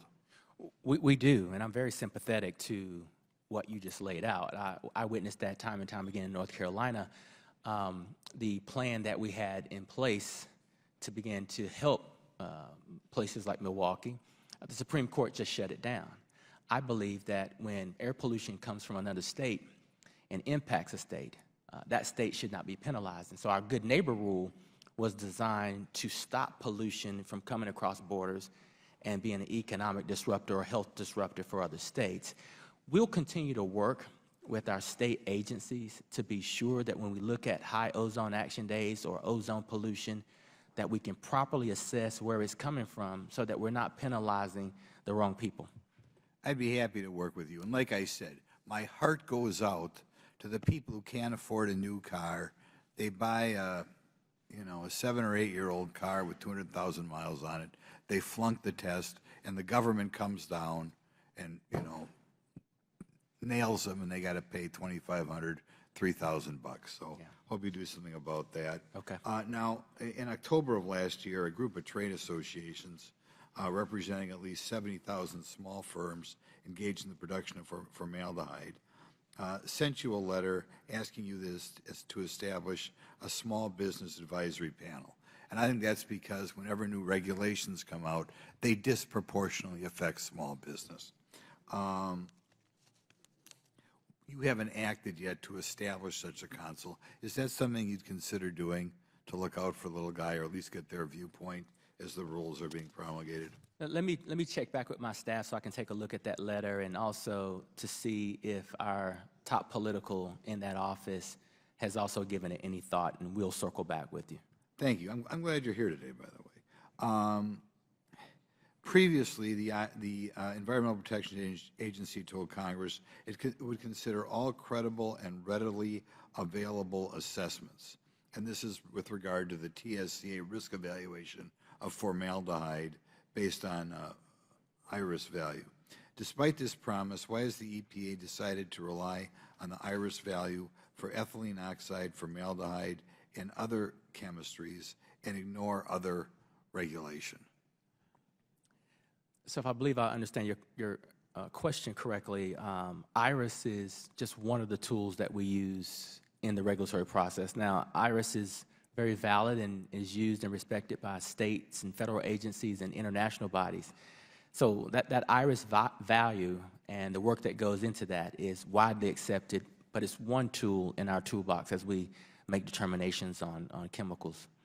Okay, at least I'm told you have a value for ethylene oxide that's 19,000 times lower than naturally occurring levels of ethylene oxide in the human body. In other words, you're looking for a tolerance that is just tiny. I mean, we would be more worried about what's naturally occurring in my body. Could you look at that stuff again, see if you feel you guys are going a little bit overboard, and then look and see what they're doing in other countries? Because it's very frustrating when I have the businesses in my office explaining, these are the standards in Europe, these are the standards in Asia. Why is it so much more almost impossible standards that our businesses in America have to live under? Yes, let me get our staffs together and we can go through that. Yep, I'll give you a call, and again, thanks for coming over here. Really appreciate it. Looking forward to your call. Gentleman's time's expired. Chair recognizes Mr. Mfume from Maryland. Thank you, Mr. Chairman and Mr. Ranking Member. I appreciate the opportunity, Mr. Reagan, to have an opportunity to talk with you and to welcome you to this committee. I don't know what to say except that the gentlewoman who was here earlier said, "Welcome to oversight." It's challenging sometimes, but this issue before us is very, very important. I want to commend you, Mr. Administrator, for the critical role that you have played in our fight against climate change and reducing the public exposure to air pollution and toxins. My district in Baltimore has reaped the benefits of the Biden administration's commitment to environmental justice firsthand. And more specifically, you may be familiar with the Baltimore-based Green and Healthy Homes Initiative, which was selected to serve as one of 11 regional grant makers under EPA's Environmental Justice Thriving Communities grant-making program that was created by the Inflation Reduction Act. It's working well in Baltimore, and my assumption is that it's working well in other cities that are just not here to talk about it today. On a personal level, like many of my colleagues, I'm concerned about our nation's carbon footprint. I'm concerned about deforestation and what it's doing, about lead poisoning and water pollution about climate change, which has not been referenced here enough, I think, today, and about all the respiratory diseases that people are faced with, particularly people in communities where they cannot move. They don't have the mobility to get away from toxic sites and dumping and all the things that go with it. And so if I can speak at all today, I want to speak on behalf of those people, because our job at the end of the day is to preserve and protect the environment and to protect the people who cannot get away from the environment they are in. I want to, if I might, just raise one community's attention, or to your attention, and that is the community of Curtis Bay in Baltimore. And I'd like to have, Mr. Chair, unanimous consent to enter into the record a political article that says coal dust concerns mount after Baltimore bridge collapse. Without objection, to ordered. I also like to enter into the record a letter that I sent to Administrator Regan outlining the perils of that community and seeking help. Without objection, to ordered. And I'd also like to enter into the record the petition for rulemaking that many of the communities in that area have fought long to get. Without objection, to ordered. And if I might, I want to commend people who are kind of nameless and faceless in one of those communities, like Mr. David Jones in Curtis Bay, Greg Saltell, president of the Curtis Bay Community Association, Mike Middleton, Dr. Melanie Thomas, Angela Smothers, Johns Hopkins Bloomberg School of Public Health, and Coal-Free Curtis Bay, all of which are working together and have been for a long time to underscore the problem that I want to take a moment to talk about, and that's the moment that I have before me. There are problems in that community, Mr. Administrator, with coal dust. When the bridge collapsed, the mounds of coal continued to increase. We've tried to have discussions with CXX and others who are around and responsible in many respects for the mounds of coal. Those discussions have gone nowhere at all. They've been cute and courteous, but we haven't seen a change from them. And then I hear today this whole notion of profit, which was dressed up by using two other adjectives that didn't make sense, that all mean the same thing, that you can't take away profit margins from companies, but you can allow people to suffer. In Baltimore, we have the second highest rate of asthma in the whole country. 33% of all school children in Baltimore City have asthma. And national studies show that unmanaged asthma contributes to missed school days and obviously to disparate educational outcomes. Poor white, poor black, poor Latino kids are living there right now, breathing that air, growing and developing and increasing the numbers of asthma and other related respiratory diseases. To me, that's much more important than the profit margin of some of these companies. So I've sent the letter. Your staff has acknowledged receipt of it. I would appreciate, to whatever extent you can, if you could get back to us right away. And if we, at some point, can get you to that community to meet those people and their children who are crying out even at this moment for help. Thank you very much, Mr. Chairman. I yield back. Gentleman yields back. Chair now recognize Mr. Timmons from South Carolina. Thank you, Mr. Chairman. For over 100 years, my district in upstate South Carolina led the country and arguably the world in textile manufacturing. Starting in the 70s, not coincidentally when the EPA was created, unsustainable increases in regulation and bad trade deals from Washington resulted in manufacturing jobs moving to China. This devastated our community with tens of thousands of people losing their jobs. We all agree that environmental standards matter, but our policies must balance interests and seek to mitigate the unintended consequences of new standards. Washington must always remember that it is a global economy and our policies cannot disadvantage the competitiveness of U.S. businesses. Luckily, my district has rebounded and is again a hotbed of manufacturing. We are home to the largest BMW production facility in the world, and we manufacture clothing for our men and women in uniform, among countless other innovative and essential products. But continued innovation is central to the success of these industries and manufacturers. And frankly, the EPA is standing in the way of that continued growth. Recent delays in approvals for new innovative chemicals are hindering American innovation and yet again driving production offshore. A vehicle contains about $4,400 worth of different chemicals. This amount has grown drastically, over 30% in the last decade, as automakers push for lightweight and more efficient vehicles. Milliken, a large employer in South Carolina known for leading the way in chemical innovation, has not received a single approval from the EPA faster than 9 months. Important to note that many of the chemicals are required precursors to chip manufacturing, something that your administration allegedly emphasizes.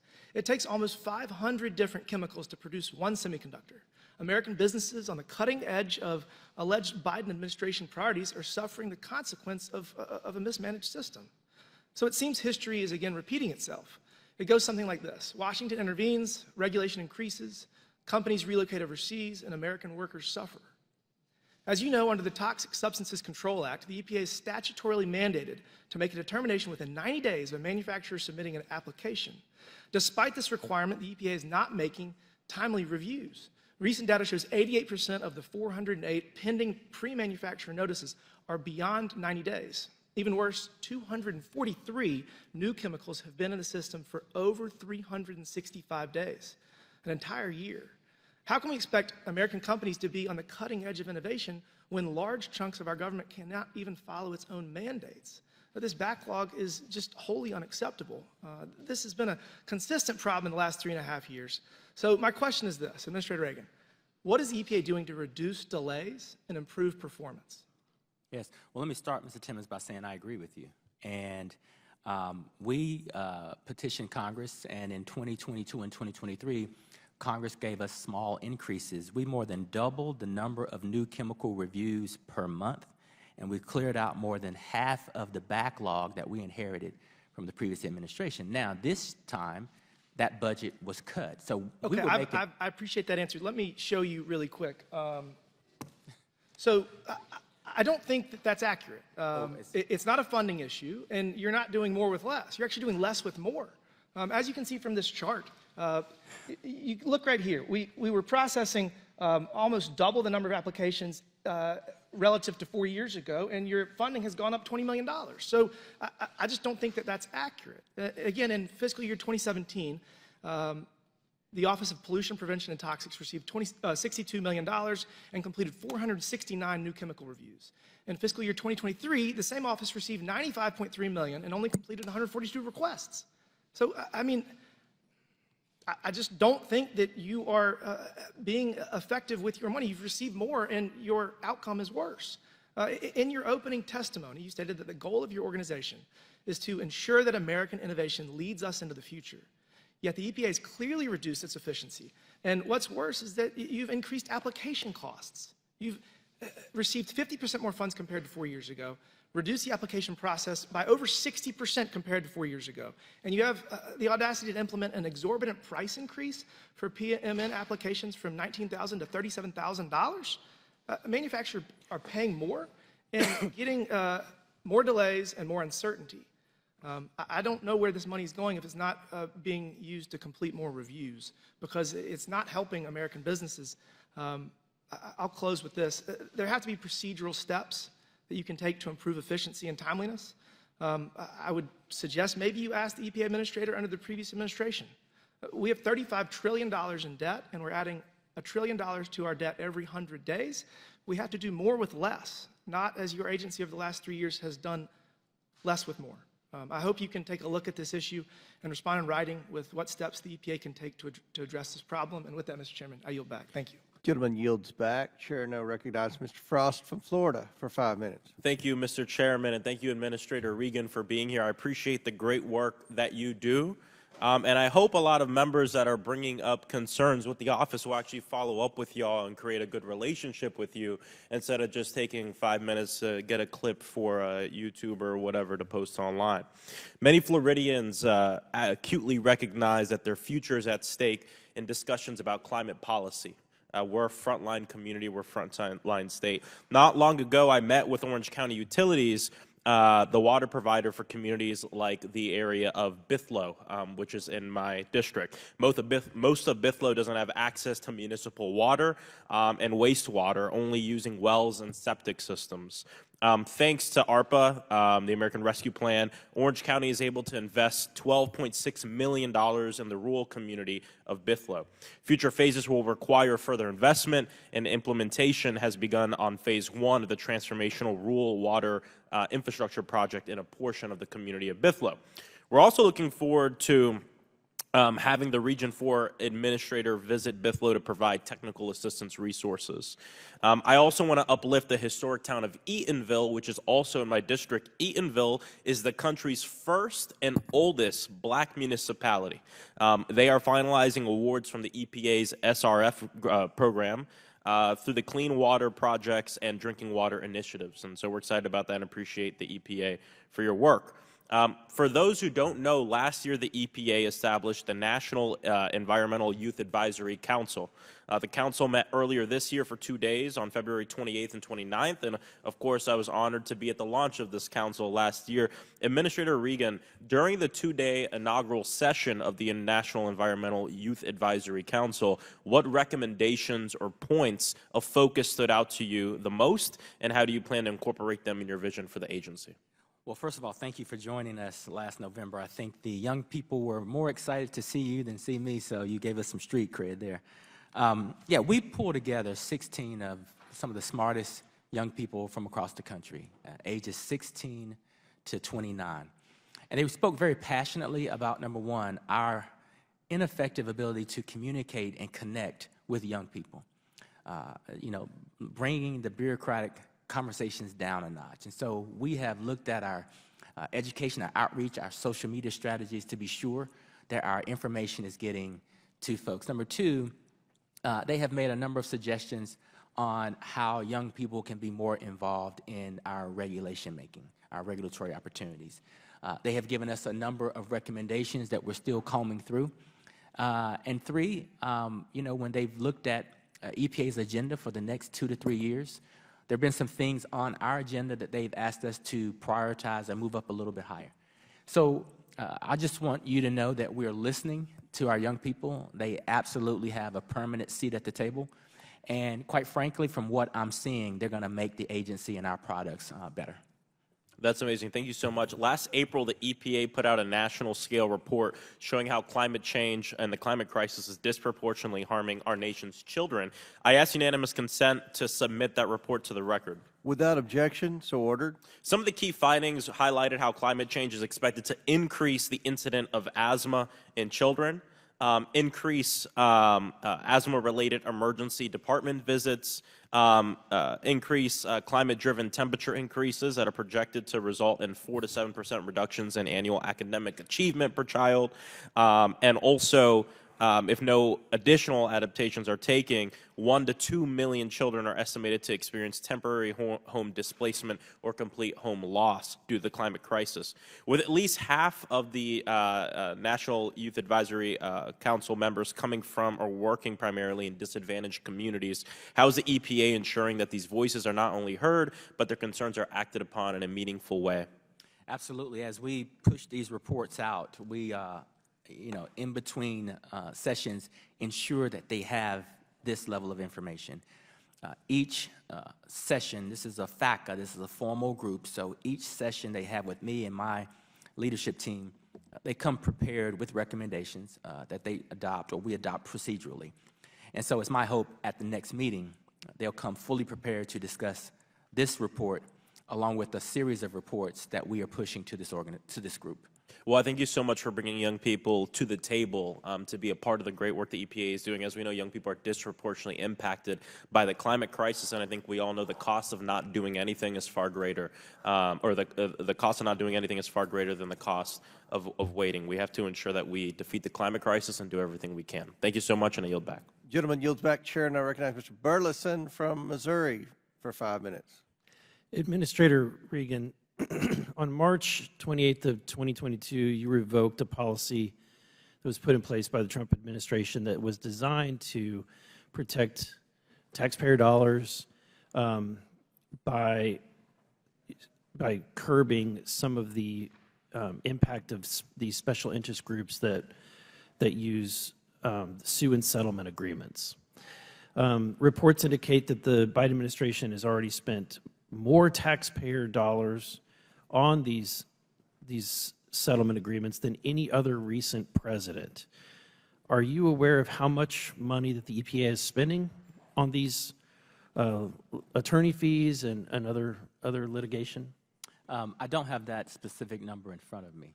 We can get you that specific number. Okay, I would appreciate that. Also, do you have an account for how many times how many events are occurring, how many lawsuits are occurring?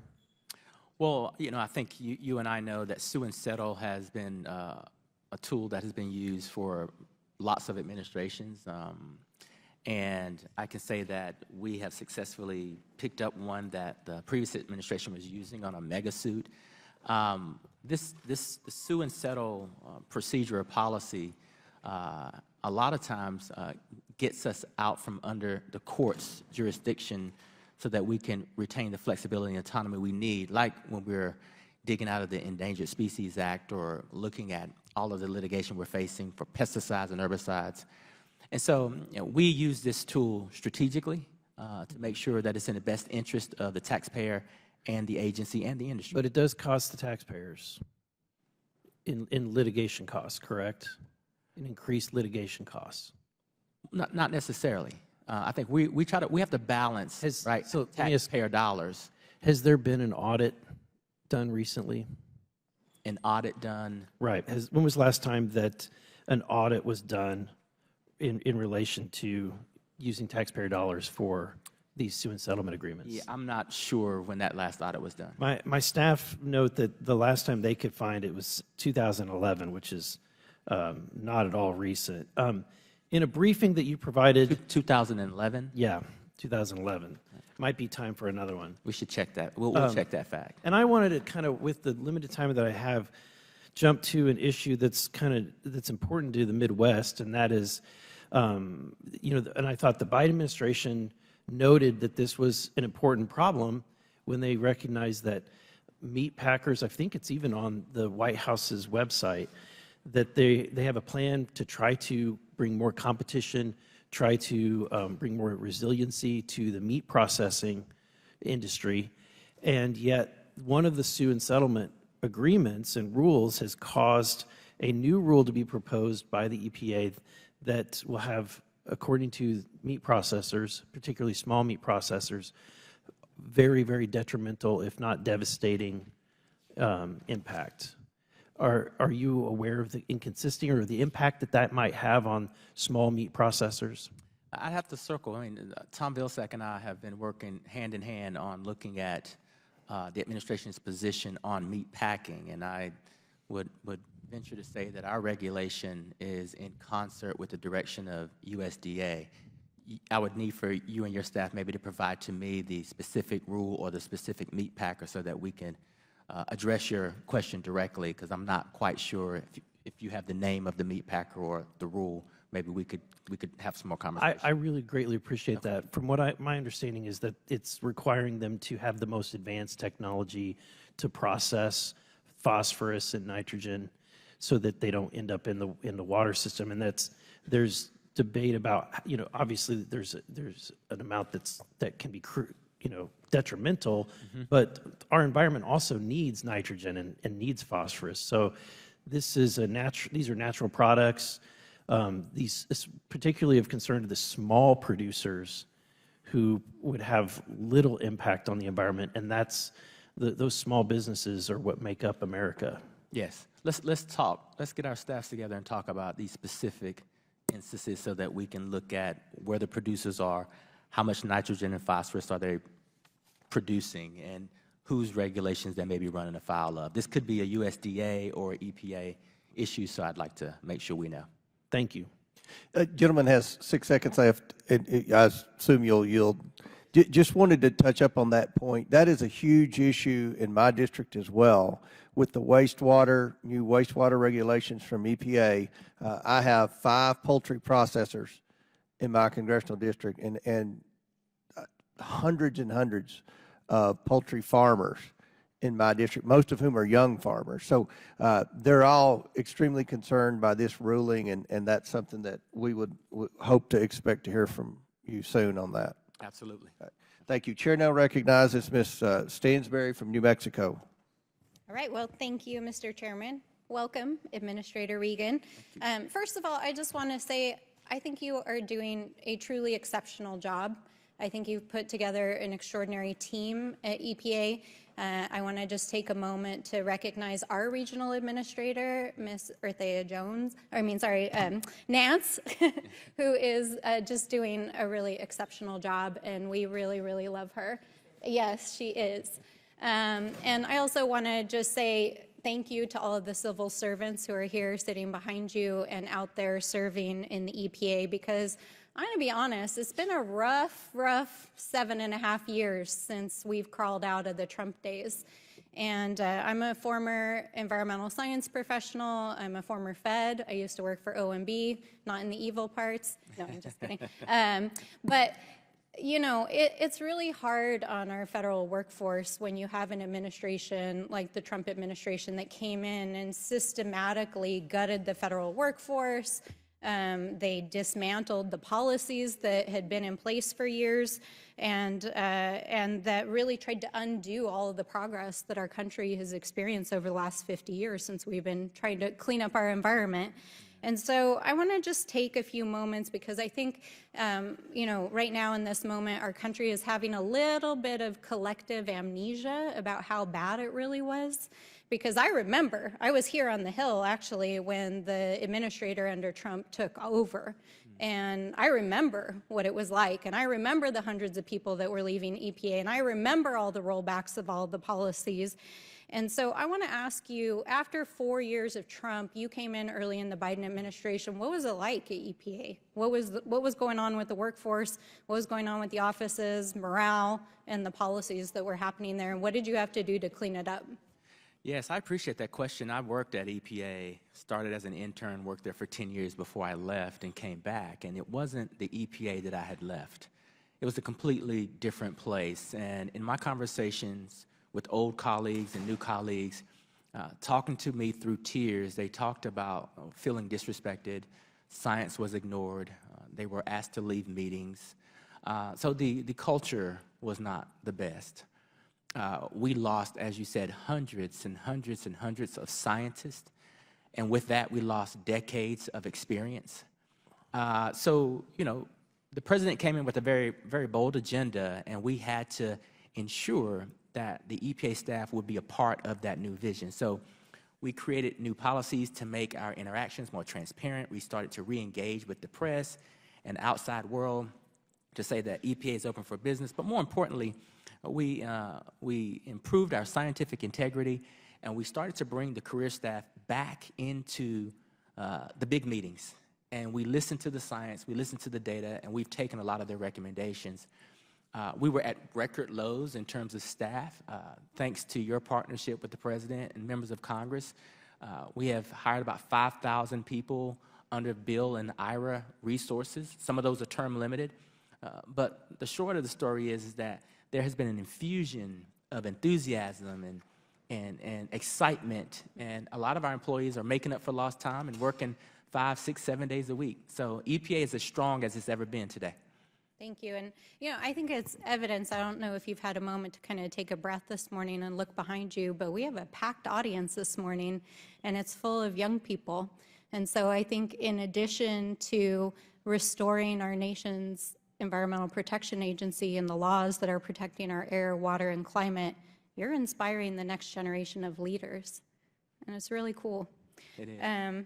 I do want to just use my remaining time to say, you know, we've talked, and some of my colleagues have covered the terrifying ground of Project 2025.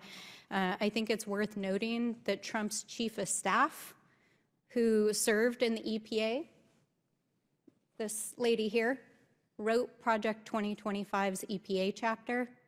And so when former President Donald Trump says he has no idea what Project 2025 is, well, his politicals from EPA who planned the dismantling of EPA under his administration are now planning for him to do it again. And, there's not time here to talk about all of the terrifying things that are going on inside this policy proposal. But for anyone out there that hasn't read it and the chapter of what they plan to do to dismantle our climate programs, our environmental programs, to do away with tribal and public health programs, and to literally move and close down offices and fire people, y'all should wake up and be terrified. So, I appreciate your service. We got a lot of work ahead of us, and we're going to keep on fighting. Thank you. Chair now recognizes Dr. Foxx from North Carolina. Thank you, Mr. Chairman. And I appreciate the administrator for being here. Mr. Regan, the Biden-era EPA has managed to add $1.3 trillion in cost on Americans. In contrast, in 8 years, the Obama EPA added only about $300 billion in cost. Can you help me understand how the Biden EPA under your watch has found so many new ways to impose costs on the American people? Well, I'm not quite sure if I agree with that level of cost, but what we've attempted to do is to balance cost-benefit analysis, cost-effective technologies, providing the market some certainty while also protecting the environment and public health. We think that we're walking and chewing gum at the same time and doing it in a way where we're not sacrificing the economy. The Clean Air Act amendments are well over 50 years old. That means the EPA has had more than half a century to develop regulations that touch nearly every facet of life and industry in this country. How is it that in the last 3.5 years, the EPA found so many new costly and creative ways to regulate Americans? Well, I wouldn't necessarily say that they're costly. I would say that when I took office, the power industry asked me to not look at regulations in a series, but think about how they could be bundled so that they could leverage their investments. And so what we've tried to do is listen to industry, fulfill our statutory obligations, but do it in a way where we get thoughts from them, whether it's regulating methane or looking at coal plants and new natural gas. We've tried to really use the latest and greatest technologies to help propel us into the future and remain globally competitive. If these new regulations from the Biden EPA are so important, how could the EPA, under previous administrations, which possessed the very same authorities the EPA wields today, have missed such great opportunities to fundamentally reshape American industry, transportation, and nearly every aspect of our life? Well, I would say that the difference and the opportunity is coming from the bipartisan infrastructure law and the Inflation Reduction Act, which is providing tax credits and monetary infusion into the market and into companies that complements our regulations, which is helping us to move faster and further than we ever have before. So I wouldn't necessarily say that it's EPA being more aggressive from a regulatory standpoint. This is the first time in history that we've had hundreds of billions of dollars to develop grant programs or infuse capital into the private market to help us begin to look at efficiency and lowering pollution. We need to stop adding to the regulatory burden that threatens to choke off innovation and economic growth in this country. That's why I introduced H.R. 3230, the Unfunded Mandates Accountability and Transparency Act, or UMATA. This bipartisan bill will strengthen Congress's ability to stop federal regulators from loading up the private sector and state and local governments with costly new unfunded mandates. UMATA requires federal agencies to accurately consider the cost of their regulations, consult with stakeholders, publish their assessments, and ensure that any new regulations produce the most benefits for the least cost. In your confirmation hearing in 2021, you said that you would, quote, work in partnership with Congress, end quote, build consensus around programmatic solutions, end quote, and strengthen relations with the private sector. Will you support a common sense solution like UMATA, since it does exactly what you claimed you would do in your confirmation hearings? Well, you know, the appropriate answer for me is to say I'd love to provide technical assistance to that legislation or bill. That is the proper role of an agency, and so we'd love to have some staff look at that and see how we could provide technical assistance to that. I thank you, Mr. Chairman. I think that we have an EPA that's basically out of control and imposing horrible regulations and costs on the American people, and there are things we need to do to contain it. I yield back. Absolutely. Chair now recognizes Ms. Bush from Missouri. Thank you, Mr. Chairman, and it's great to see you again, Administrator Regan. St. Louis and I are here today in support of essential regulations to ensure clean air, clean land, and clean water in every community. As we continue to suffer from the record heat, drought, floods, and wildfires, the Environmental Protection Agency is an essential force at the front lines of addressing the climate crisis and toxic pollution in neighborhoods like ours in St. Louis. Under your leadership, Administrator Regan, the agency has taken bold steps to limit pollution and contamination from fossil fuel power plants, chemical facilities, vehicles, and forever chemicals like PFAS.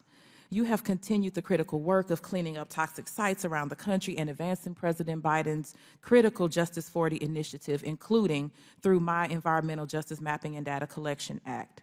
You have achieved so much, all while weathering an extremist assault on the basic functioning of the agency by far-right members of Congress and Supreme Court justices who are hell-bent on catering to industry profits above basic needs of regular people. The Republican Party is pro-pollution, pro-big oil, pro-disaster, and pro-disease. The EPA's work is saving lives in states like Missouri and communities like St. Louis. Last year, the agency began investigating toxic fumes and odors in South St. Louis after I heard from constituents and requested action from the EPA. And over the last few years, my team and I have worked closely with the EPA to minimize the impact of historical legacy pollution in our community. The essential role of the EPA is underscored by the harms my constituents continue to face from environmental contamination and nuclear waste dating back to World War II. For over 80 years, St. Louis has grappled with the consequences of radioactive waste left over from the Manhattan Project that has contaminated Coldwater Creek, which is a core waterway in our community, and the Westlake landfill, where radioactive waste is buried next to an underground chemical fire. For decades, the federal government both hid and downplayed the risk of this radioactive waste in our district.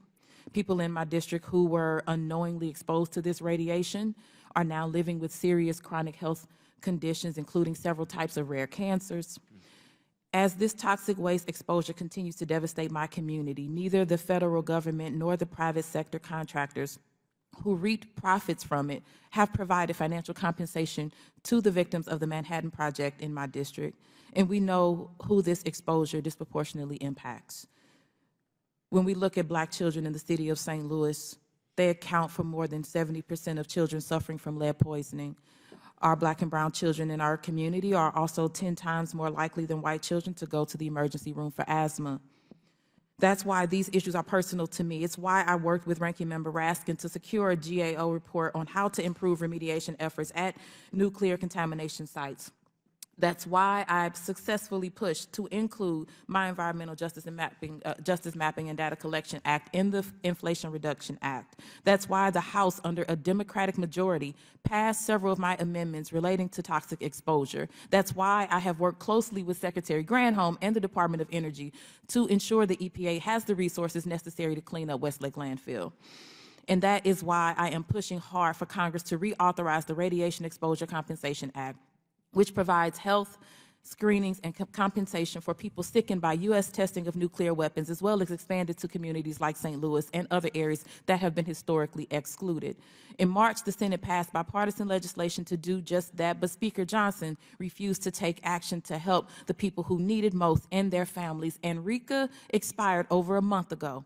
That is appalling. It's an appalling failure of governance by the Speaker, and disproportionately Black and brown communities like mine continue to bear the brunt of our government's failure to tackle the crisis of toxic waste and climate change. That is what we mean when we talk about environmental justice.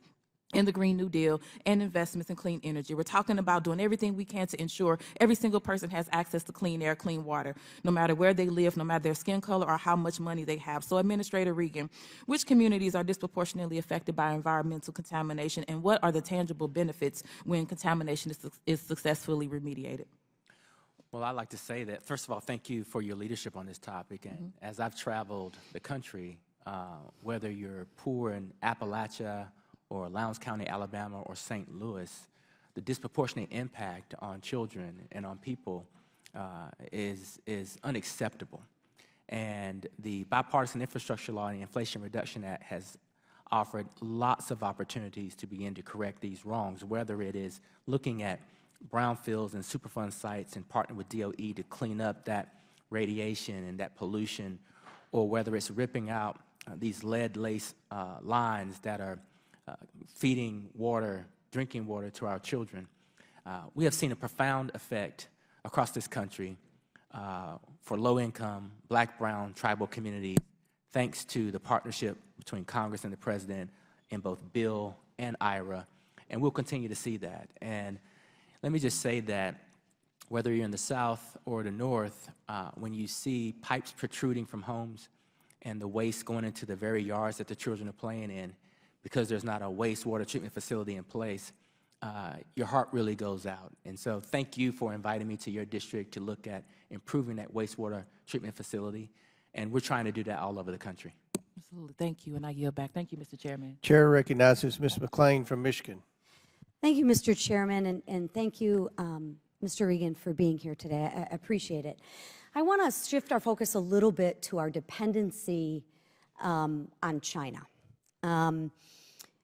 Simply put, I have a concern that the EV mandates make us more dependent on China.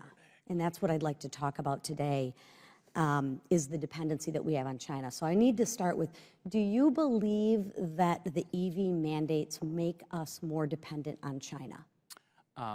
You know, we don't have an EV mandate. We have a rule that offers. Are you familiar with the Biden administration's mandate that 70% of all vehicles produced by 2030 need to be EV? When you look at the regulation. Are you familiar with that, or am I mistaken? It's not 70%. When you look at the. What is it then? When you look at the. What is it then? When you look at the. What is it then? You're looking at. What is it? Mr. Chairman, would the gentlelady allow him to answer? Yeah, if he'll answer the question I would ask, I would love an answer to the question. He's trying to answer it. Ms. McClain's time. It's a. Very quickly, there are a combination of technologies that can meet an environmental standard, and the regulation suggests that up to 60% could be met with EVs. But that rule could also be met with plug-in hybrids. Okay, so we are not, there is not a mandate that 70% of vehicles need to be EV mandated by 2030. No. Okay, all right, that is great. I am really going to be excited to go back and talk to our people in the great state of Michigan talking about the EV mandates, that there really are no EV mandates. So we really, the auto industry doesn't need that. We shouldn't be giving incentives then because there's no mandate. Well, I don't think the auto industry or the UAW would have stood with me when we announced the rule if it was a mandate. So I clearly. So there's no, I am excited to hear about this because from everything that I've heard from the UAW, from the auto workers, is that we need to give a lot of incentives. I mean, I think we give $7,500 as incentives for people to buy EVs that don't work, by the way, that there are no mandates. So just to make sure that I'm clear, and I want to make sure that I am clear, there are no mandates by the EPA as it pertains to combustion engines by the year 2030. No. Wonderful. No mandate. Thank you. Yeah. Thank you. That is fantastic. With that, I'm going to yield back. Would you mind yielding the remainder of your time? I yield the remainder of my time. Thank you. Mr. Regan, I'm curious, when was the last time you met with President Biden face-to-face? I was with the president maybe less than 2 months ago. Can you describe that meeting and who was in attendance? We flew from D.C. to Charlotte, North Carolina, to meet with some law enforcement officers who've been gunned down while they were trying to serve a search warrant. He met with individual families, spent time with them, talked to them about his personal loss and how to move forward and his belief in God and Christ. And he then left there, and we went to an event in Wilmington, North Carolina, where we did an engagement on lead pipes, and he gave a speech and met with hundreds of people in North Carolina, if not thousands, to talk about the importance of lead exposure. We were just curious. Back to what Mr. Burlison said about the wastewater treatment issues in the poultry and meat packing industry. Is there ever any thought by the EPA when a rule is administered, an executive order, whatever you want to call it, is administered, as to what the cost will be, not only to the industry or the private business, but to the consumer? Because in my district, one poultry processing plant in West Kentucky makes all their chicken goes to Chick-fil-A. Another goes to McDonald's for chicken McNuggets. The cost of these everyday food supplies for working class Americans, these food sources, has significantly increased in the last 3 years. And one reason they've increased is because of excessive regulations. One reason is because of inflation, which I think is a result of excessive regulations. So just out of curiosity, does the EPA ever take into consideration when they make a drastic rule change how that will impact middle-class Americans? We do, and in this situation, Chairman Comer, we were petitioned to take a look at and begin to develop a regulation for this specific industry, and that's the process that we're going through. We didn't raise our hand and voluntarily say, let's go do this. We were petitioned by law. We have to respond to these petitions, and now we're looking at the wastewater discharge from some of these facilities. I want to let you know that I've instructed my team to engage with the industry, to engage with everyone who is familiar with this industry, because if we do anything, we want to do it correctly. Very good. Hopefully you'll take into account what the impact will be to average middle-class Americans who are struggling to pay their bills, struggling to pay their food bills, to put food on the tables for their families. Yes, sir. Chair now recognizes Ms. Tlaib from Michigan. Thank you so much, Chairman. Thank you so much, Administrator Regan, for being here. You've been to Detroit, you've been to Michigan several times. I don't think I did get you to come out to meet some of our residents living on Beneteau Street yet, but Beneteau Street on the east side of Detroit is a predominantly black, very working class, low income, poor community, and they have a massive Stellantis auto plant complex in their backyard. It's been making them sick and ruining their quality of life for years. Some can't even have outings outside with their families, barbecues, birthday parties. The odor is unbearable. I've experienced it myself, Administrator. And state regulators in Michigan had issued Stellantis air permits, and they had the public meetings, they did the whole process, but they failed to ensure that they complied with the permit conditions. They were required, Stellantis was required to install pollution controls, and they failed to install them correctly. I think they withheld that information for months. I don't know if it was 6 months, 7 months, it was months. Even though the residents were saying something's wrong here, the odor, something's wrong here, there's something wrong. And again, they did not fix it for months. This is, our residents, one, they didn't feel believed by the state for a long time. But they also believe, wait, why are they always routinely, the state, approving pollution permits that they know are poisoning predominantly black, brown, immigrant, low-income communities across Michigan? So they worked with a nonprofit organization called the Great Lakes Environmental Law Center, and in November, I believe, or in 2021, they filed a Title VI civil rights case, a complaint. Are you familiar at all with it at all? Yes. Oh, good. Okay, so Administrator Shore and some of the members of the team at Region 5 talked to me about this. You know this. I mean, the EPA was pursuing an informal resolution agreement for more than a year with community members at the table, Administrator, and again, trying to get towards a resolution with the state. And all of a sudden, the state's like, nah, we don't want to talk to them anymore. And EPA was like, okay. Do you know why? Given that this is an active Title VI case, I can't. Microphone, make sure your microphone's on. Or, yeah, given that thank it's you. an active Title VI case, it's improper for me to comment on or Yeah, speculate. but it sounds like you guys are letting them off the hook. The leverage that we have is, and I want you to know, I want them to feel like their lives are important under an administration that says they care about clean air and water, right? And it's hard for me, and no matter who's the president, administrator, I'm going to be very much always about holding them accountable. So as I understand, the law is clear. When there's an informal resolution agreement cannot be reached, EPA must investigate and issue findings that determine whether or not discrimination occurred. Why aren't we doing that? Why aren't we doing that?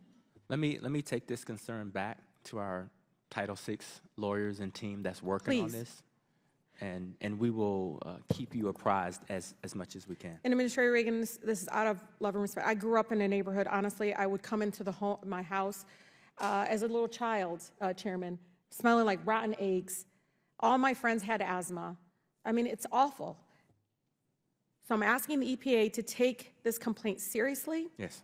Set a precedent that you care and watch. No matter who is the governor, no matter who is in charge, it's important that we're consistent.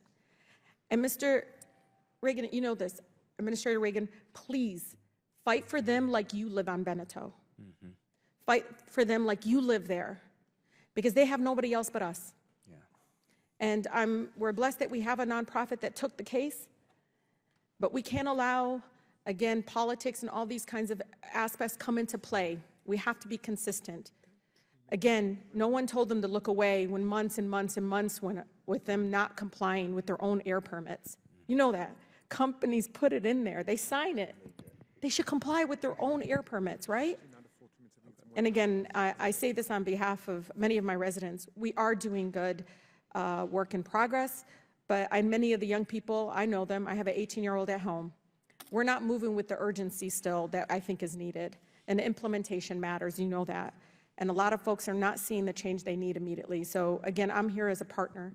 Yes. And I'm here to bring those folks and those residents at the table with you. Thank you so much. I yield. Thank you.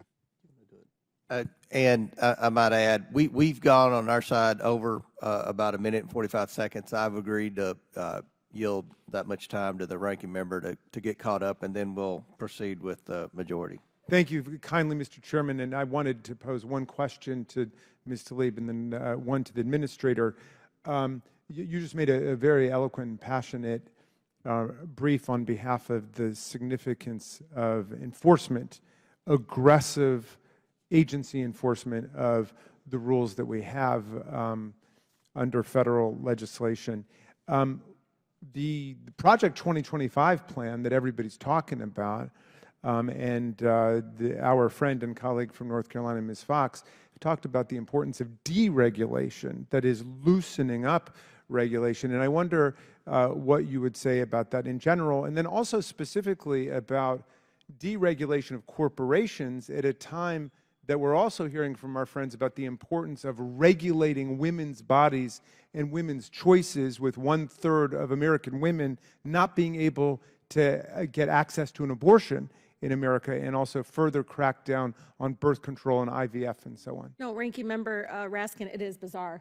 Even today, thinking about the fact that they consistently want to regulate the bodies of women, but also even the fact that our bodies are more regulated than even around the gun crisis, around the fact that right now, many of our constituents and our families continue to say to me, we have a right to breathe clean air, right? We have a right to access clean water, right, Rashida? Why aren't we working towards that? To allow corporations to have a free will of going ahead, because let me tell you, I don't care if you're red or blue state, they will poison your residents if you let them. They will. And so, shame on those that continue to promote this Project 2025. And again, the sense that corporations have all this free will, and they don't care about our public health. They care about the bottom line. They care about profiting off of the pollution they spew out to residents, especially ones that are currently struggling to even access health care right now. Well, thank you very much. I appreciate that. I'll have to get to the question to you later, Mr. Administrator. That gentleman's time's expired. Chair now recognizes the gentleman from Florida, who I have read is on the short list to be potentially the next Vice President of the United States. Mr. Donalds, from 5 minutes. Thank you, Mr. Chairman. Ambassador Regan, thank you for being here. Earlier this year, the D.C. Circuit, the D.C. District Court here actually invalidated EPA's designation that allowed the state of Florida to process Clean Water Act permit applications, a process that's been in place for the last 3 years. Our concern, obviously, in the Sunshine State is that EPA agreed to essentially give us primacy in going through that permit process as opposed to having to go through the Army Corps of Engineers.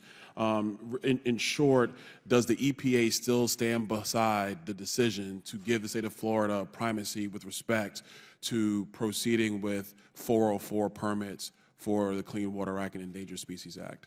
I believe that is the case, but let me circle back before I give you a definitive answer on where we are with that process. You believe you're still with us, or you're not? I want to make sure I get it clear. I believe we are still following what the court has told us we should do, which I know there was a court ruling, and I know there was some consternation there. So let me circle back with you to see exactly where we are on that case. Okay. The reason why I bring it up, and it's important for our state, since we've taken over that process from the Army Corps, permit applications have, in terms of time, have decreased from roughly around 2 years to 6 months. Obviously, the Sunshine State is, if not the fastest growing state in the country, one of the fastest growing states in the country for a myriad of reasons. So our ability to process these permits, where yes, we do have a lot of waterways that are critical to the ecosystem of Florida, and we take that very seriously in my state. But I think it's important that whether it's Florida or any other state that has that flexibility, that you do have state administrators and state personnel with respect to environmental protection who do take this incredibly seriously, and being able to partner with EPA in order to be able to still process these applications that are important for our economy as well as our environment. That's something critical for us going forward. I hope that the EPA agrees with that. Absolutely, and as a former state regulator, I definitely understand the importance of the delegated authority, and I believe how we got to this situation where there were some concerns about the administration of the program, and I don't know if we resolved those or not, but I think the court has spoken on that, and so I'll circle back with you to see where we are on that. Okay, all right, thank you for that. I want to switch gears. Obviously, the EPA came out with the Clean Power Plan 2.0. My concerns are with a couple of things, but primarily 60% of all electricity generation in the United States comes from coal and natural gas. Under the EPA's Clean Power Plan 2.0, essentially coal will be regulated out of existence, and there will be additional burdens put on new natural gas plants that may or may not come online in the United States. Considering your previous statements about wanting to make sure in this hearing that nobody in our country is left behind when it comes to having a clean environment and a clean water, clean air, et cetera, for our citizens, isn't it also a concern that if that plan goes into effect and the power generation that we typically use right now would go away, that electricity prices would skyrocket on poor families, whether they may be black families, Hispanic families, white families, that their costs would go up exorbitantly under that same plan? Wouldn't they be left behind by the Clean Power Plan? Well, we spent a lot of time with the industry, with the grid operators, and here are the facts from our vantage point. Number one, these control technologies don't have to be put in until 2020, 2031, 2032, so we're talking about some time down the road. Number two, all of our cost estimates say that the actions we're taking will only potentially increase price by less than 1%. And number three, that the approach we're taking, because of the diligence that we've done, will not have any impact on reliability. To the point we were just discussing, this national rule is delegated to the states, and each state will design a state implementation plan that gives it flexibility on how it reaches these goals. Administrator, I got to cut you down because we've got 20 seconds, sure. congressional hearings. I'm going to respond with this. Whenever we get information from experts who say that costs will be contained in a certain strata, that typically is not the case. Even with the tax credits with the Inflation Reduction Act, CBO said it would cost around $260 billion. Wall Street is saying the value of those credits is upwards of $1.3 trillion and higher. So when you say that essentially regulating out coal and some aspects of natural gas in the United States will only lead to a 1% increase in electricity costs, that simply does not add up. And at the end of the day, whether it's 2024 or 2032, it is poor people in this country who are going to be left behind by that type of proposal. Chairman, I'm over my time. I yield back. Gentleman yields back. Chair now recognizes Ms. Pressley from Massachusetts. Thank you, Administrator Regan. You know, the kids say it's 7 p.m. on Friday, 95 degrees, and that's because the climate crisis is real and it is here. Climate change isn't an abstract problem for people of a faraway future to solve. No one knows that better than our youth. And I know you agree because under your leadership, EPA created the first of its kind National Environmental Youth Advisory Council. And I'm proud that Osa Senega Idaha, one of my constituents from Hyde Park, is a member. Voices like his are essential to addressing this crisis. So when my colleagues across the aisle use platforms like this hearing to pretend that climate change is some hoax, I can't help but think about the stories I hear from our youth when I'm back home. Administrator Regan, are you familiar with urban heat islands? Yes, I am. EPA reviewed several studies and found that some communities in the United States, particularly those that are low income and with higher populations of people of color, have neighborhoods with higher temperatures compared to their surrounding areas. Take, for example, the district I represent, the Massachusetts 7th, where my constituents have been under constant heat advisories and feeling the consequences of urban heat islands on a daily basis this summer. The city of Chelsea, a predominantly Hispanic community in my district, can be 10 to 15 degrees hotter than neighboring communities in the Boston area on a given day. Administrator Regan, what are some of the primary causes of urban heat islands? Well, as we see a change in climate and intensity in heat, obviously when you lack natural spaces, natural resources, trees, grass, and the like, that heat just concentrates in the concrete and in the buildings. You also typically have these urban areas that may or may not be blocked by downwinds because of a mountain. And so in these isolated areas, all you have is a concentration of heat disproportionately impacting people who are already suffering, and you're exacerbating respiratory illnesses, asthma, and other illnesses.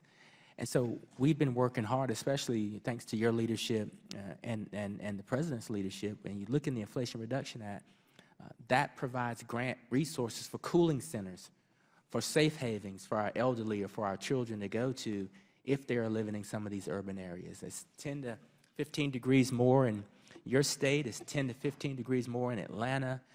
We've got these situations going on all across the country, and unfortunately, those who can afford it the most are getting hit the hardest.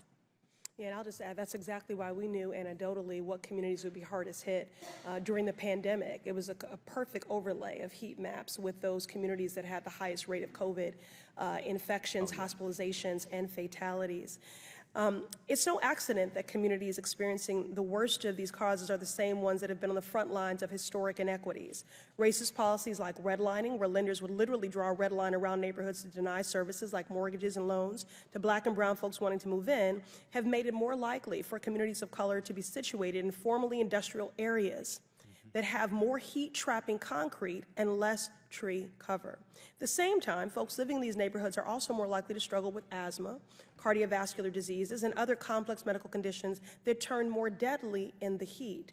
In 2023 alone, we saw a record 2,300 people died due to excess heat, a figure that is considered an undercount by experts. So yes, environmental justice and health equity go hand in hand. The Biden-Harris administration has recognized this by delivering $2 billion in funding to climate justice community change grants. Administrator Regan, how will these new grants help communities like those that I represent in the MA 7th address the health risks associated with heat islands? There are significant opportunities, and the good part about it is that these solutions don't have to come top down. They're coming from the bottom up. These communities have had these solutions, and if they have more access to solar energy, they won't be afraid to run their air conditionings, but the bills will be lower and they'll be healthier inside. Like I said earlier, if they can invest in cooling centers and have safe havens and safe places for their constituents, your constituents to go, that's a game changer. They've also, many cities have thought about creative things like painting the tops of buildings and with reflective light that push that heat back, or thinking about what type of material they use for their sidewalks. There are a lot of innovative ideas by young people, by people who have been thinking about this for a long period of time. They're competing for our grants, we're giving them the resources, and they are creating solutions for their communities. Thank you. I look forward to continuing to work with you, Administrator Regan, and the Office of Environmental Justice and External Civil Rights to protect these investments and ensuring communities have the resources they need to address these threats. Thank you. I yield back. Thank you. Gentlelady yields back. Chair now recognizes Mr. Burchett from Tennessee. Thank you, Mr. Chairman. Mr. Regan, some of these things have been asked before, but as the 435th most powerful member of Congress, sometimes they get to me a little late, so I'm going to ask them again, and I'd appreciate you giving good answers for my folks back in Tennessee. There's been some tests.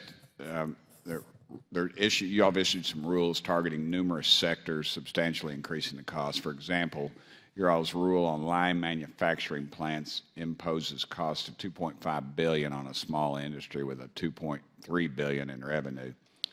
Do y'all think it's necessary, considering your own scientists determine emissions from lime plants are acceptable with ample margins of safety?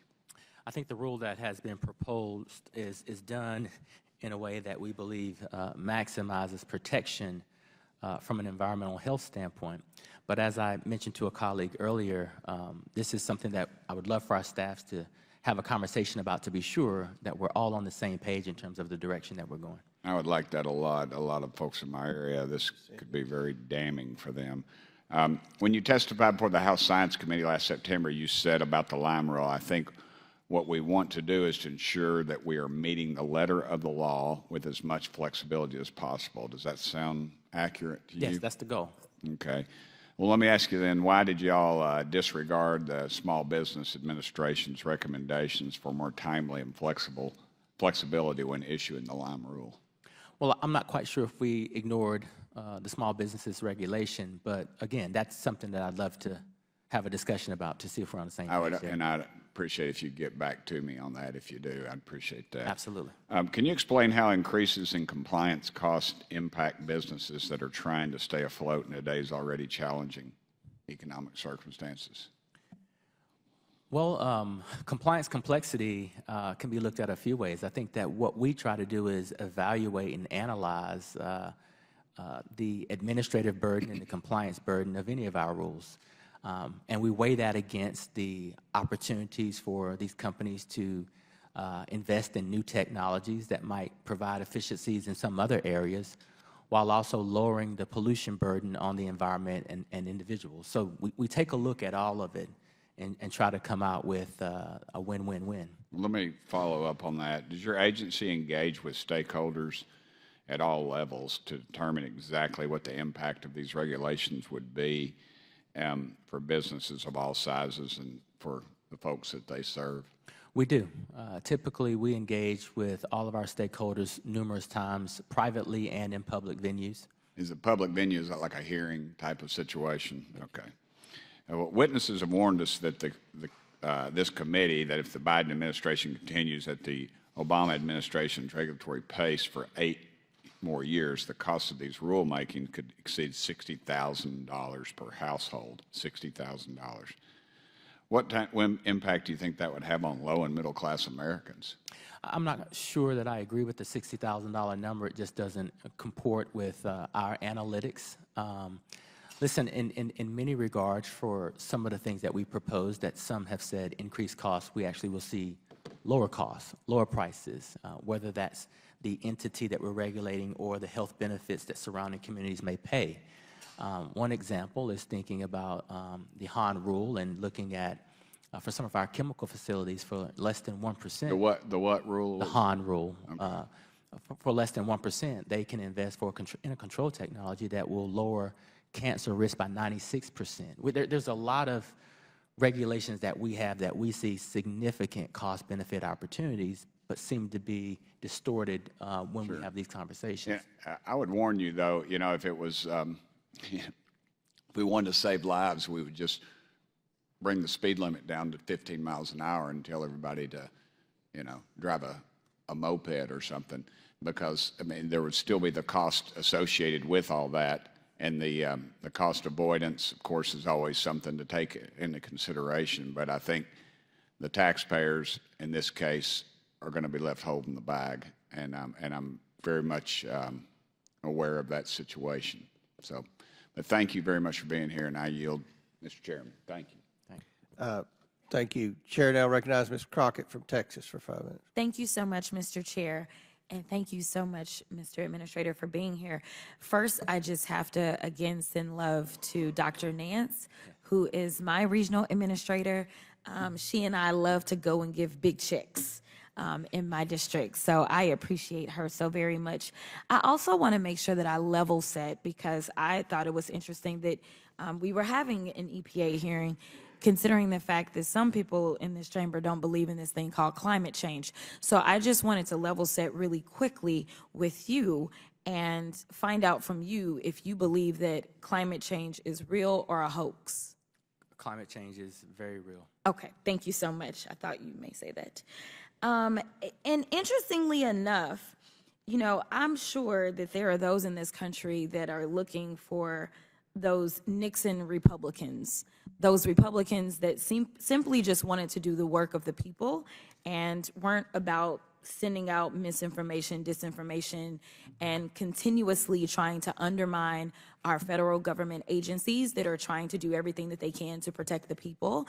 When we look at the Supreme Court in their recent ruling, again, they chose not to protect the American people. But hopefully we would get people in the legislature, and maybe we can get some legislation on the books to combat what the Supreme Court did, so that we can get back to the business of protecting people. The reason that I bring Nixon up is because it was President Nixon, a Republican, who spearheaded the EPA's creation at a time where our country and communities were facing deteriorating air qualities in cities, where there was rampant pollution in our neighborhoods, and when urban water supplies were constantly being contaminated with dangerous toxins. I just would imagine that President Nixon would never stand for Project 2025, which wants to do the complete opposite of that. In addition, you know, there's a lot of conversation around rolling back regulations. My colleagues continuously talk about rolling back regulations and not really understanding the importance of these guardrails. And so I just want you to listen to a situation that technically impacted your agency. In 2018, Trump made sure that he scrapped a 2015 Obama-era rule requiring advanced braking technology on trains transporting particularly hazardous materials. That rule would have required compliance by certain trains by 2021 and others by 2023. But as Fortune reported at the time, Trump's Department of Transportation decided that the cost of installing these more sophisticated brakes outweighed the benefit. While it has been noted that technically the rule would not have required the Norfolk Southern train that derailed in Ohio to have such brakes, some believe it would have if not for Trump. Norfolk Southern estimates that it will spend more than $1 billion to address the contamination caused by the East Palestine derailment and improve rail safety and operations, which includes this settlement with the United States valued at over $310 million, as well as around $780 million in environmental. Regulations are made to protect people from potential disasters such as this. And I can pretty much probably guess that the people of East Palestine would have preferred that there would have been some protections that would have kept them from enduring that terrible situation. But I want to talk about a few other things, and then I will let you go. There's been all this talk about the money that you're getting, and all this talk about our debt. I just want to remind my colleagues that it is factual. It can be looked up. Under 4 years of the Trump administration, unlike any other administration in the history of this country, they somehow managed to rack up $8 trillion in debt in 4 years. But to be clear, in racking up that debt, it wasn't because they were trying to take care of agencies such as yours that are trying to protect people and make sure that they have clean air, clean water, clean soil.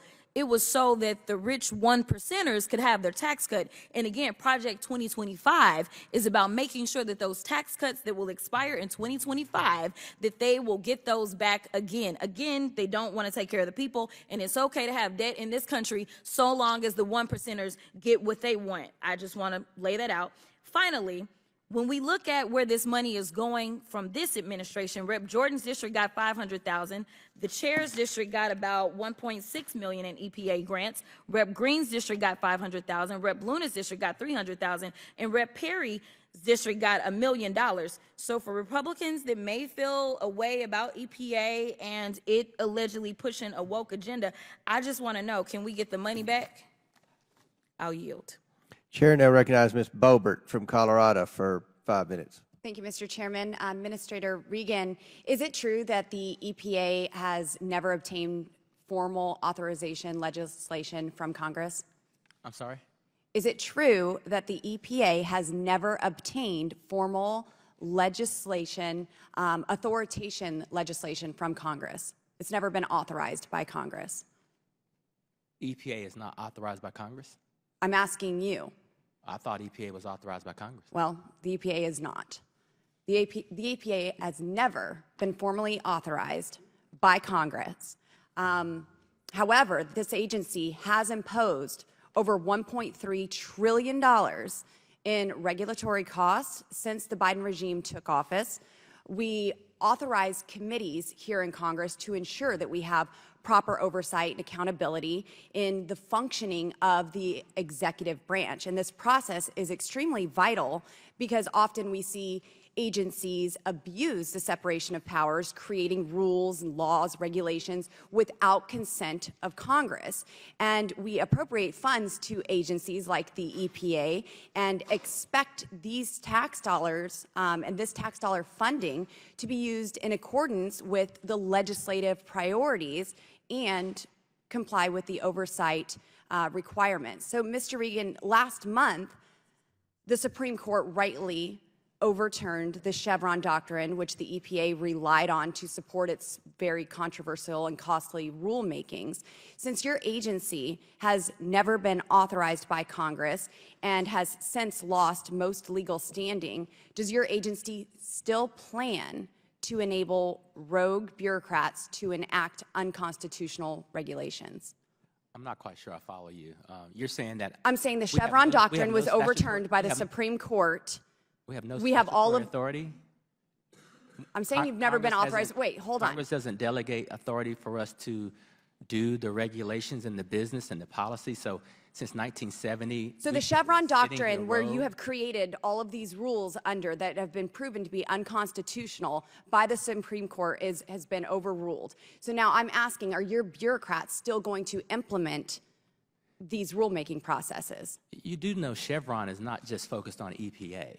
So, but you are. So I'm asking about the EPA, and I'm asking about your rogue bureaucrats that have enacted these unconstitutional regulations. Are you going to repeal them? Are you going to continue to implement them, or are you going to stop altogether, since it's been overturned? do you understand the ruling? Do you understand the ruling of the Supreme Court? I do. And so your question is ill-formed. No. Will you we're be not repealing? We're not going to stop. So you're going to unconstitutionally continue with these we're going to rulemakings. We're going to adhere to the Supreme Court and continue to so do which rulemakings are you going to roll back? We're going to adhere to the Supreme Court and continue to do our work in accordance to the Supreme Court. The Supreme Court So which made a ones are ruling. you going to repeal? The Supreme Court didn't tell us to repeal anything. They have been deemed unconstitutional. No. Absolutely, they have. This was a huge victory. And, you know, I mean, even in our appropriations bill in the House this year, the funding has been reduced by 20%. I would argue that it needs to be reduced by 100%.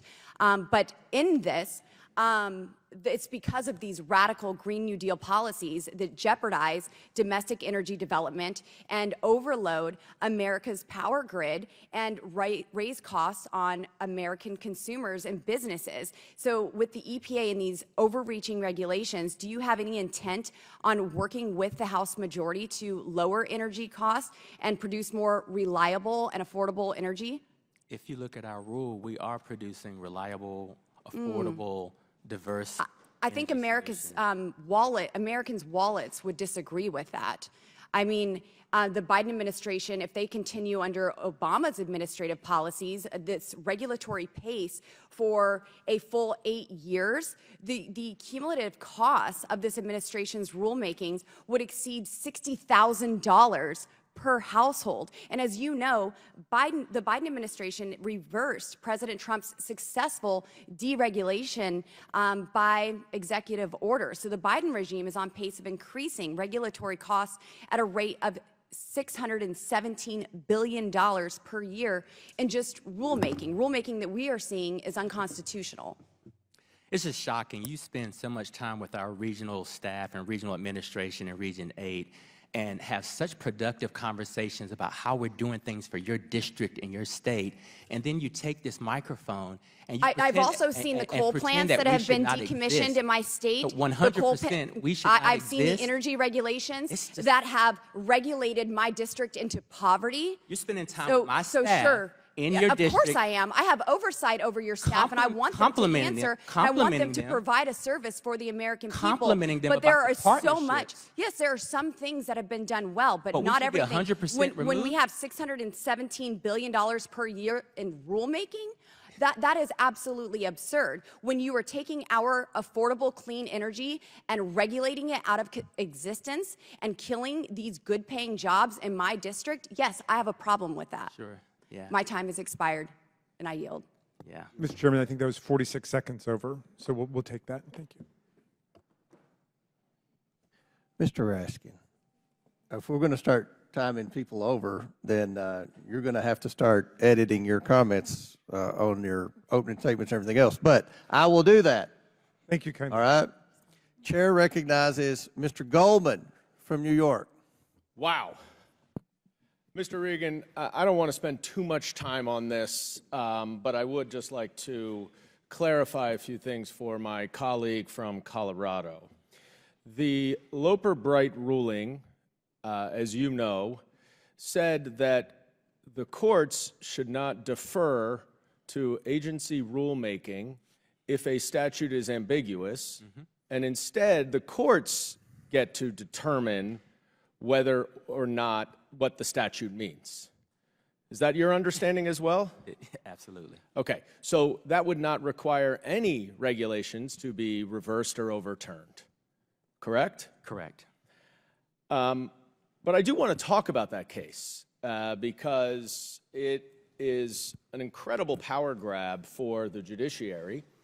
And I want to go through a couple things with you.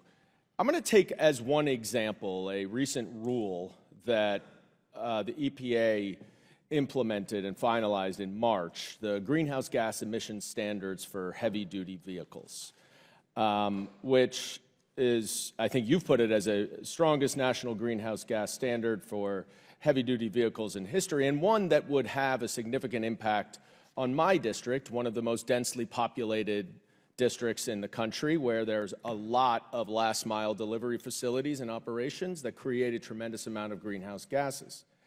Can you just very briefly, just for timing's sake, explain the process that the EPA goes through to, and what kind of expert analysis is used to and what kind of input is implemented to finalize a rule like this?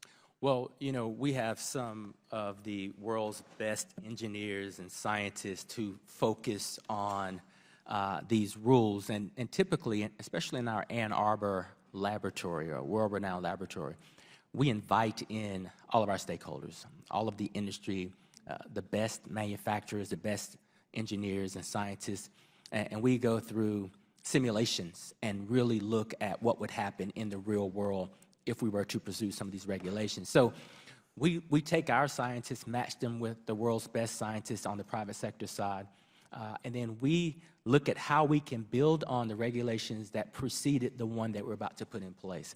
We also look at a cost-benefit analysis, and we look at penetration rates, we look at the market, and we best determine how can we put the best technology on the road that keeps this country globally competitive and also reduce the pollution that we're aiming for. That is, thank you for the explanation. Quite a in-depth and detailed, lengthy process involving the world's greatest experts. In that room with the world's greatest experts and the EPA experts, are there any federal judges? No. So what the Supreme Court just did, am I correct, is say that the experts should not get any deference in how they implement the rulemaking process, but that the non-experts in the judiciary are the ones who get to do that. Is that your understanding? Well, I'll be careful in commenting on this ruling, but what I can say is the experts that are in the room and myself and the CEOs that are in the room that are making these decisions, this new case seems to take that away from us and gives it to the court. Exactly. A complete power grab that was led for many years, decades, by the Koch brothers, who have spent tens of millions of dollars in trying to overturn this Chevron doctrine in order to benefit their oil and gas and other industries that harm the environment. And you know what's interesting about this case, this Loper-Bright case, is that Clarence Thomas didn't recuse himself. He ruled on it. And yet Clarence Thomas took free private flights paid for by the Koch brothers, went to their events, raised money for them. This is all documented. And then after that, in 2020, Clarence Thomas just completely reversed his view of the Chevron doctrine. Funny, convenient. And yet he's ruling on this case. And what is going to happen is that this Trump Project 2025, just like Ms. Boebert said, is going to try to eliminate all environmental regulations. Donald Trump has offered to do that for the oil and gas company if their industry leaders can provide him with $1 billion to help in his campaign. But now that he has absolute immunity, if he becomes president, he can't get charged for that obvious criminal public corruption violation. And so he's going to try to implement Project 2025, eliminate the EPA, eliminate climate change from all regulations, eliminate the experts at the EPA and other agencies and put in his political lackeys, and then get to go to Clarence Thomas to determine whether or not what the executive agencies decided makes any sense. This is the destruction of our democracy. And I yield back. Gentleman yields back. He ate up Mr. Raskin's 45 seconds. But Chair now recognizes Ms. Green from Georgia. Thank you, Mr. Chairman. Americans have been enslaved in $34.8 trillion in debt. And one of the reasons is because of the reckless spending of the Biden administration, all due to climate cultist beliefs that they have got to regulate and spend hard-earned tax dollars in order to control the climate. The Biden administration's cumulative new regulatory costs imposed surpass all of his predecessors. According to analysis of the administration's own published cost estimates, as of May 17, 2024, the administration had already imposed $1.6 trillion in new regulatory costs. That $1.6 trillion is almost the entire budget for 1 year for the federal government. These costs are several times higher than the costs imposed during the entire 8 years of the Obama administration, and they are over 1.7 trillion greater than those imposed during the Trump administration. As of May 2024, the EPA had on its own imposed 1.3 trillion of the Biden administration's total new regulatory cost, over 80%. An estimated $870 billion of these costs are attributable to the EPA's light and medium duty EV rule. But even the remaining $400+ billion in new costs are substantially equivalent to all new regulatory costs imposed through the Obama administration. Mr. Reagan, you unveiled a new rule this year, a climate regulation. The rule's designed to ensure that the majority of new passenger cars and light trucks sold in the United States are all electric or hybrids by 2032, and that's approximately 8 years from now. This is an absurd regulation on tailpipe emissions limits imposed by the EPA.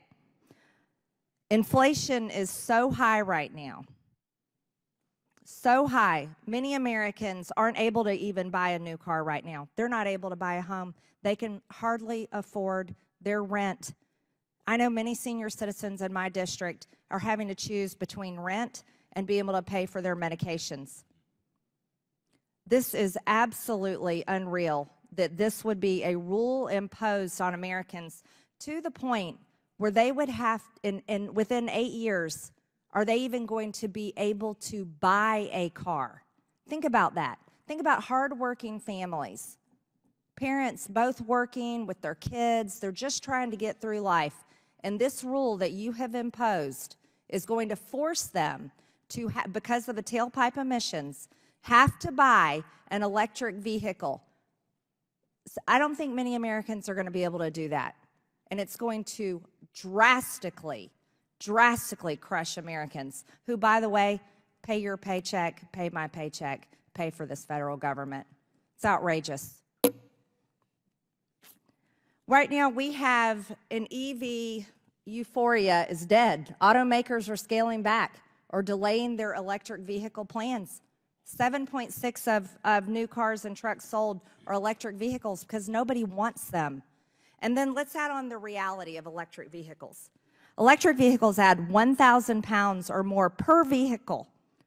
That causes damage to roads, bridges, and parking garages. I want you all to imagine for just 1 minute a parking garage that has been built to hold the weight of combustion engine cars and trucks.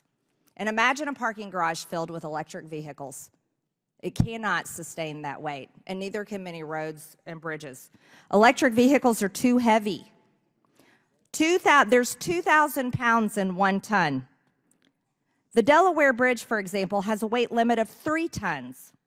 So there's several EVs on the market right now that already exceed that limit for that bridge, for that one bridge. One electric vehicle exceeds the limit, the weight limit for that bridge. Tesla Model X, Audi e-tron, BMW, e-Hummer, and Rivian. Some of these electric vehicles exceed 8,000-pound limits on some of these roads. Because of the rules that you are imposing, this is going to crush Americans' ability to even be able to afford a car and send us back into the time before people could afford cars, and I can't even imagine that. In Georgia alone, we had the electric vehicle car Rivian. They're now delaying construction of a $5 billion factory in Georgia. This is a complete catastrophe, Mr. Reagan. It's a complete catastrophe, and it needs to be undone. The EPA regulations are unsustainable for Americans, and believe me, Republicans want clean air and water too, but the climate cult has got to end. Thank you, Mr. Chairman. Thank you, lady from Georgia. Now, Chair recognizes our energy expert, Mr. Fallon from Texas. Thank you, Mr. Chairman. Listen, I don't want to plow over fields that have already been tilled, Administrator Reagan, so I'm going to keep things simple. I want to start with just speaking with you, having an exchange philosophically. You would agree that we, and this is real basic stuff, you would agree we live in a representative republic, correct? I'm sorry? We live in a representative republic, Yes. philosophically. I agree with you. So which do you believe, given a binary choice, should have more legal weight and be held in higher regard? Choices A and B. A, laws passed by Congress, the elected, the folks that are elected by the people, and then signed by the president, so that's choice A. Or B, a rule imposed by unelected bureaucrats. What do you think should have more legal weight and held in higher regard, A or B? I like the system that we have. So you want to answer A or B? Congress writes the laws, the president signs it in, and we implement them. So you would agree then that a law should have more weight than a rule?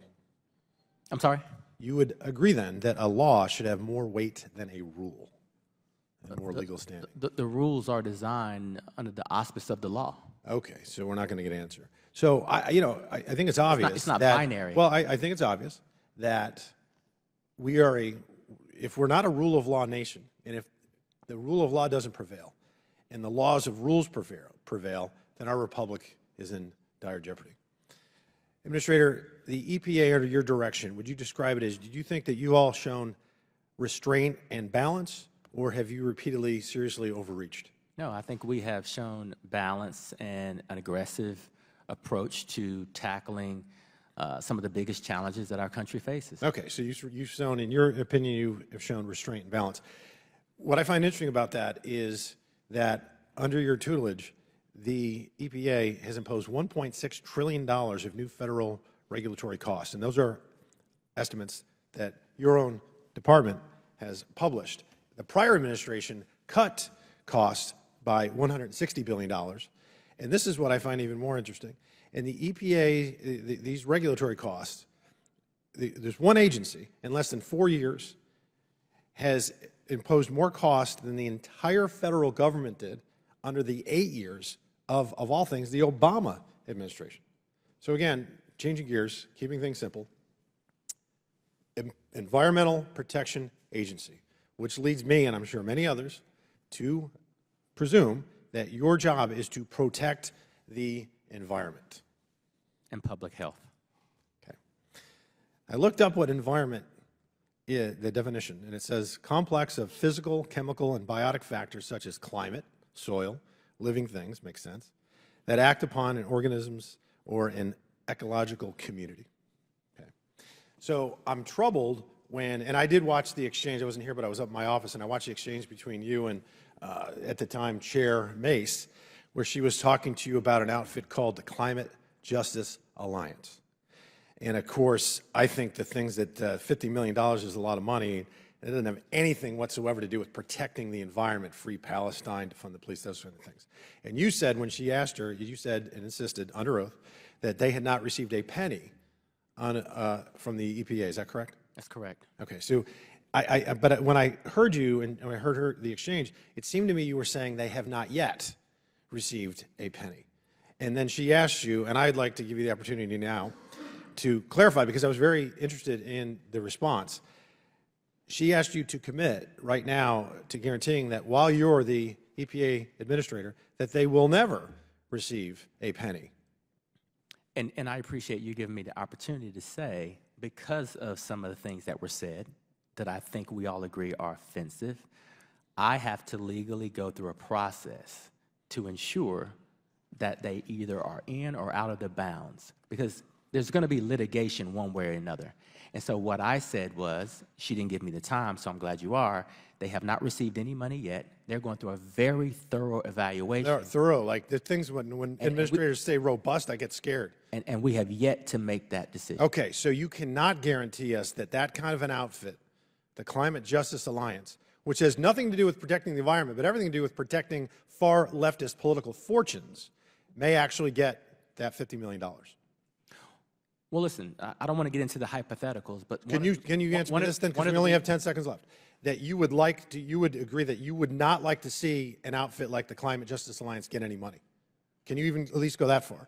I would not like to see any organization, including Climate Justice that Alliance, expresses bigotry or any kind of racist behavior or discrimination. I would not like to see any organization get any money from the federal government. It's abhorrent. So can we work together on making sure they don't get any money? You got a whole line of people behind you, like 14, Yeah. I think is what I counted. Yeah. That would be awesome. We've got a lot of people behind me. I've got my general counsel. I've got the program looking into the options that I hope we all have work together as a team because it is to or important. to not give that grant. Thank you, Mr. Administrator. I appreciate it. Mr. Chairman, I yield back. Gentleman yields back. Chair now recognizes Mr. Fry from South Carolina. Thank you, Mr. Chairman. Administrator, thank you for being here. I want to begin with an item of great importance, at least to the people of South Carolina and the PD region.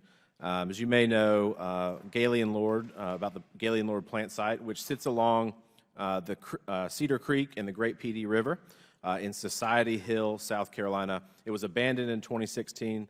Mr. Administrator, Gailey and Lord is a former textile plant that began operations in 1966. PFAS dyes and heavy metals have since contaminated the soils, the wetlands around the site, the waterways around the plant. Hurricane Florence, most recently, also caused a release of wastewater to nearby Cedar Creek and to the Great PD River in 2018, further posing damage to my constituents. After a voluntary cleanup contract was terminated in 2017, it took the EPA 2 additional years to remove the site's 2,400 abandoned containers, including 100,000 gallons and 53,000 pounds of liquid waste. Gailey and Lord was finally added to the EPA's Superfund National Priorities List in March of 2022. Still, I have serious concerns about the timeliness of EPA's actions in Society Hill. After visiting Society Hill just last week, I have difficulty believing the tangible steps have been taken to address the issue. Administrator, I understand the site's remedial investigation and feasibility study was made possible after this priority listing in 22. Can you describe this investigation and any subsequent actions that the EPA has taken since that time?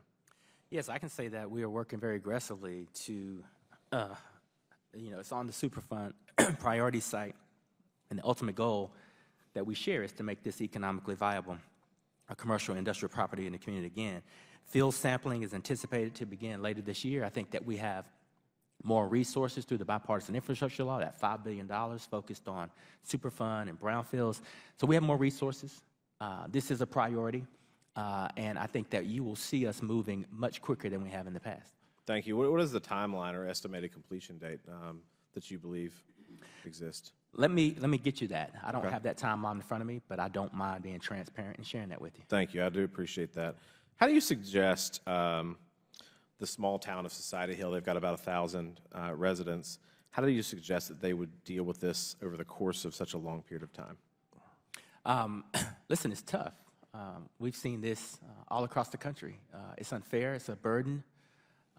It lowers morale. It lowers property values. And so we understand the sense of urgency that we need to take. And the hard part is living with this before it is listed on the NPL list or it's listed. Once it's listed, it moves much quicker. It's going to move even quicker because we have the bipartisan infrastructure law resources. So it's a weight on the community, and we are very sensitive to that. Thank you for that. And I'm just curious, I had the opportunity last week to visit it. It just looks like a war zone. The plants have burned twice. I think twice, maybe even more. There's giant holes in the sides of the buildings. It's completely overgrown. People come to peel off scrap metal and steal from it. Are there logistical concerns that pose a delay to the time frame of cleaning up this site and returning it back to its natural state? I don't think there are any logistical concerns. I will say that I share the concerns that you've just laid out, which is trespassing and theft and other things. I think we're looking into some fencing and some other things that we can do to prevent people from coming on site, maybe even some beautification while we're doing the work. And so my folks have committed to me that they are focused on this. It's a high priority, and I'm hoping we can stay in touch on this. Well, and I appreciate that. Happy to be a willing partner with you on it. It's of great importance to that part of the region of my state. Do you, with respect to the security around it, the fencing, other things that may occur, is that something that the EPA would be funding, or was that something that the property owner itself or other entities would be contributing to? That's something that more than likely, to expedite the time frame, EPA could fund and then get the funds back from the polluter, the perpetrator. What do you expect, just curious, out of pure curiosity, Administrator, what do you expect the cost of that to be? What is the anticipated cost of cleanup of that site? I have no idea. I mean, I would be purely guessing if I threw out a number. Okay. What is it? What do you see in other sites around the country? The cost range, if you will. Like between $1 million and $100 million, something like that, or what do you? I tell you what, we'll get those to you really quickly. Okay. Looking forward to partnering with and you. the reason that is that they range. You know, these sites, they range in size, they range in contamination, they range in the depth of the contamination. So that's a pretty hard question to answer without exactly knowing what your site looks like. Would love to work with you on that. I think it's of great importance. A lot of people are very frustrated, not necessarily with the EPA, but just with the site itself out there. So to the extent that we could expedite it, that we can get that place cleaned up. It's a beautiful part of the state. They've got tremendous natural resources, and would love to see it return back to its natural state. Absolutely. Thank you, sir. Gentleman's time's expired. Chair now recognizes Mr. Langworthy from New York. Well, thank you very much, Mr. Chairman. I appreciate the Administrator being here with us today, and I'd like to discuss the EPA's recent final rule entitled Standards of Performance for New, Reconstructed, and Modified Sources and Emissions Guidelines for Existing Sources, Oil and Natural Gas Sector Climate Review. It's no secret that the final rule will have a severe impact on more than 700,000 marginal oil and gas wells throughout the United States, including wells operated by small-scale operators in my own district in the southern tier of New York. Administrator, prior rules acknowledge the need for accommodations for marginal wells. This rule should have done the same. Did EPA consider the vast differences between a marginal well operation and high-volume well operations when crafting this rule? Yes, we did. Okay. And now under this rule, the EPA is providing no more than a 36-month regulatory compliance timeline for the oil and gas operators. Administrator Regan, you know as well as I do that the small-scale, family-owned marginal well operators will be seriously stretched in their ability to meet the new tranche of requirements that your agency's meeting out for them under this requirement. Have you considered extending the timeline to at least accommodate the smaller well operators who, as you know, operate with fewer resources at their disposal? I believe that has been up for discussion, and we'll circle with you to see where that conversation lands. Okay, that would be very helpful. Look, I've had some very frank conversations with the oil and gas operators in my district, and these are all on the smaller scale, often family-owned operations, and they provide crucial employment and economic activity in the southern tier, as well as contribute to our nation's energy needs. 20 years ago, the federal and state regulatory burden facing these operators could fit in a small packet of paper. Today, it's practically a phone book. Is with much of what the EPA has done under this and former administrators to hamstring our energy producers, this rulemaking is unacceptable. But I want to shift topics and briefly discuss EPA's recent greenhouse gas emission standards for heavy-duty vehicles, the Phase 3 final rule. Heavy vehicles included in this rule serve dual purposes through the winter season in the Northeast. Many snowplows fall under this. In fact, it was the New York City Department of Sanitation who purchased several electric trucks to serve double duty as garbage trucks and snow removal plows, and the result is that they were removed from the street very quickly. The commissioner of the New York City Department of Sanitation said during a city council hearing in November of 22 that we need them to go 12 hours a day. So I don't see today, given the current state of technology, that a path forward to fully electrifying the rear loader portion of the fleet by 2040. Administrator, New York City's electric snowplow experiment failed, yet the EPA has continued to enforce several rules for vehicles that service snowplows in the winter. How do you expect plow operators in a place like Buffalo, New York, to remove 8 feet of snow during our next major disaster if electric snowplows can't last more than 3 hours with a foot of snow? Well, I think that we have taken into consideration when and where and how these vehicles perform the best. And I think as these technologies continue to evolve, we'll see these technologies expand in areas that, quite frankly, they're seeing some challenges now.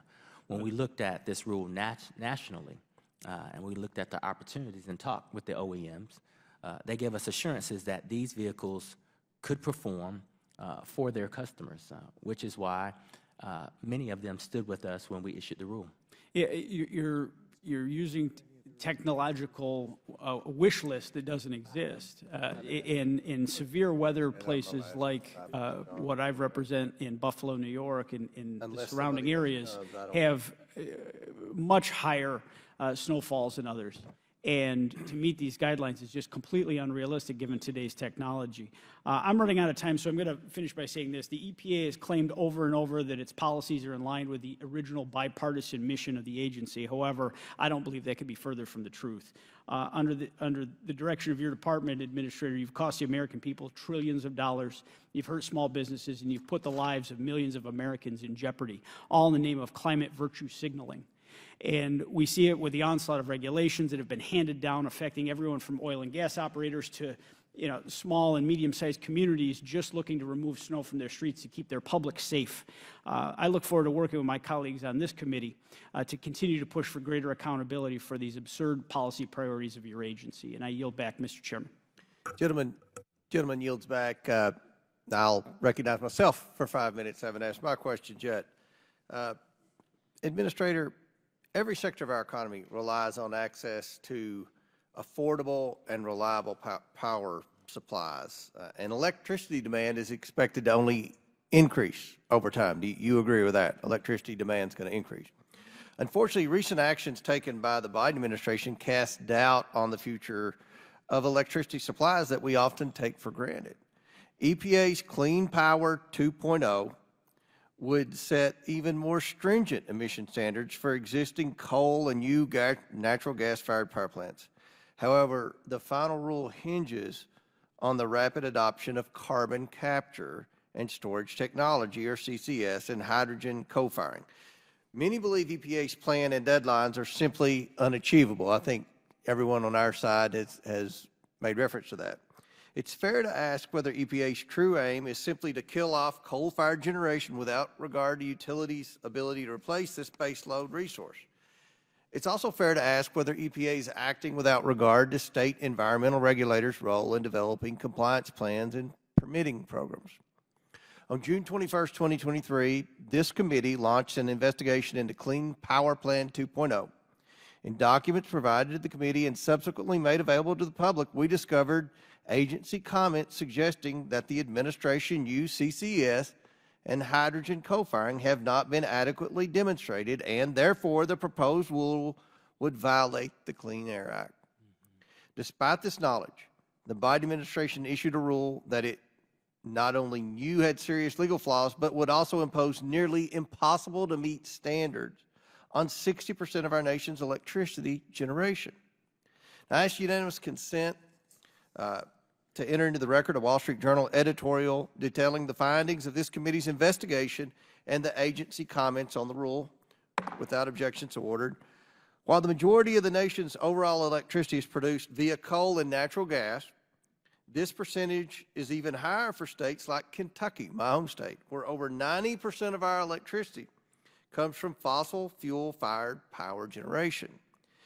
Administrator Regan, if over 90% of Kentucky's power producers are forced to adopt technologies like CCS or hydrogen co-firing, how would this impact the price and reliability of electricity for consumers in states like Kentucky? Well, Chairman, first of all, I would like to say that as a former state regulator who had to design these state implementation plans, we have definitely kept that at top of mind. There is flexibility in this program that the states and we will take advantage of to make sure that the states can meet this goal. I've spent time in states like Wyoming with Governor Gordon or North Dakota. Let me finish with my questions. Estimates have shown that the compliance costs associated with this rule would be upwards of $10 billion. Now, this is a significant amount considering the pressures already facing the power structure. So my question, sir, is why is EPA pushing a costly rule that will reduce the amount of additional power generation when more power generation needs to be brought online to meet increasing needs across the country? I mean, you've said that electricity demand is going to increase.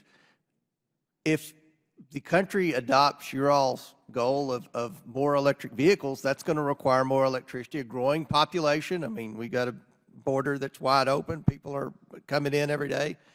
There's going to be more demands for electricity. So why would EPA push this rule if it take away the cost, but the demand for more energy? And I don't believe that's going to achieve that. We think it can, and with that demand, we think we'll get more cleaner energy. And listen, where's it going to come from? I've been to Wyoming. I've been to North Dakota and spent time with Governor Burgum. I've been to Wyoming and spent time with Governor Gordon. They are doing it. There's a facility in Texas, Petronova, that is doing it. So are you concerned with the blackouts in California, states that are growing? I don't know if California is growing, but there's a lot of people in California, a lot more people in California than Wyoming and North Dakota. It seems like the states like California are the ones that are most at risk. And then with your new rules, it puts states like Kentucky at risk. We've thoroughly, along with DOE and FERC and others, we've thoroughly evaluated the reliability. We're talking about between now and 2031, 2032. We believe that we can make this transition, get it done, even with the new demands that are on the system. By the way, DOE is investing tons of money into our grid to make it smarter and more resilient. We've got an infusion of dollars from Bill and IRA that really would make our energy system much stronger. And I appreciate that, but I've been asked by all my electric cooperatives in Kentucky. These aren't privately owned. These are cooperatives. Every single cooperative in Kentucky is screaming to the top of their lungs about your new proposals. They fear Kentucky's not going to be able to comply. They fear that Kentucky, the energy rates, if we eliminate fossil fuels, which is 90% of the electricity in Kentucky is generated by fossil fuels, the cost to consumers is going to be outrageous. And people who are struggling now because of inflation are only going to have to pay more for their utility bills. So I want to express that concern to you on behalf of all my electric cooperatives in Kentucky. Now, my time has expired. And Mr. Chairman, can I offer? Yes, go ahead, please, feel free. For the electric co-ops, I have a great respect for electric co-ops. I'd love to have the leadership of that co-op of Kentucky come in and... They would love to talk to you. We'll make that happen. Okay, thank you. All right. It doesn't appear we have any more questioners, so in closing, I want to thank you, Administrator Regan, for appearing here today and for your testimony. I now yield to Ranking Member Raskin for closing remarks. Thank you, Mr. Chairman. I just want to make 3 points in closing. The first is that Americans want the EPA to be doing more to stop climate change, not less. And yet, we heard from a number of our colleagues on the GOP side today, as well as from Project 2025, that EPA's rules are hurting Americans. But that's not the perspective most Americans have. Most Americans want the EPA to be doing more. We have a philosophical difference or a scientific difference. We believe that climate change is real and is a dagger pointed at the throat of humanity. And too many of our colleagues agree with the erudite gentlelady from Georgia who calls climate scientists and most Americans, by extension, climate cultists. We heard it twice from her today. Well, if there are brainwashed cultists on the issue, it is the people who are following the conspiracy theories of QAnon and assert that scientists like Dr. Fauci are trying to invent diseases. That's where the cultists come in. Secondly, a number of our colleagues wanted to lecture you, Administrator Regan, about the role of agencies, which are, of course, indispensable in implementing the will of Congress. That's why Congress set up the EPA. That's why Congress set up the National Labor Relations Board. That's why Congress set up the Department of Justice. And our colleagues have no problem using those agencies to get the things done they want to do. If you read their Project 2025, they want the President of the United States to be able to use the Department of Justice for the first time in American history to go after his political opponents. And to Oh, well, if you disagree with that, then I'm delighted to hear it, Mr. Chairman. Which Department of Justice going after political opponents? The Merrick Garland Department of Justice or the Well, let's next see. Department? There's a case right now against the Democratic senator from New Jersey, Mr. Menendez. There's a case right now against a Democratic congressman from Texas. I see a pattern with Democrats. And well, wait a second.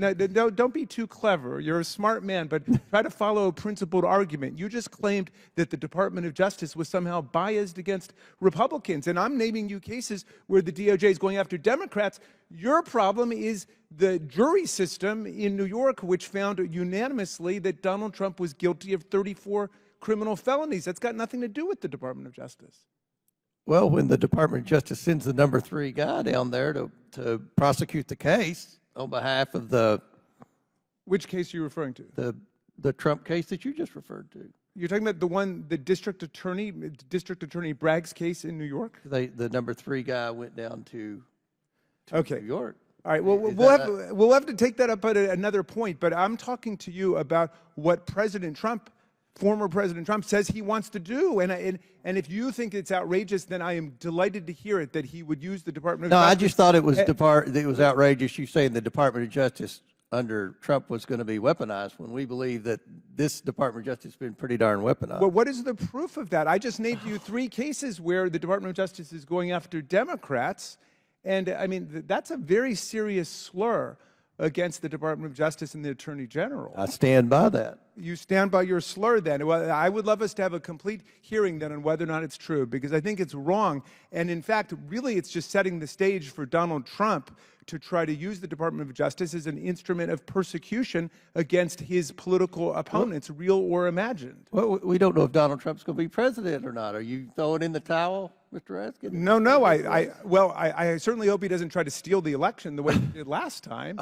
And I hope we'll be you're an prepared election this time. denier, Mr. Raskin. Oh, no. I don't deny it. I affirm that Joe Biden beat him by more than 7 million votes, 306 to 232 in the Electoral College. We know that happened. And yet, I hope you're not an insurrection denier, because you were there with me that day when they came in chanting, "Hang Mike Pence." Do you remember that?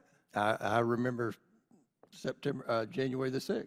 You remember them chanting, "Hang Mike Pence"? Them trying to overthrow the election? Unlike you, I have never not voted to certify an election.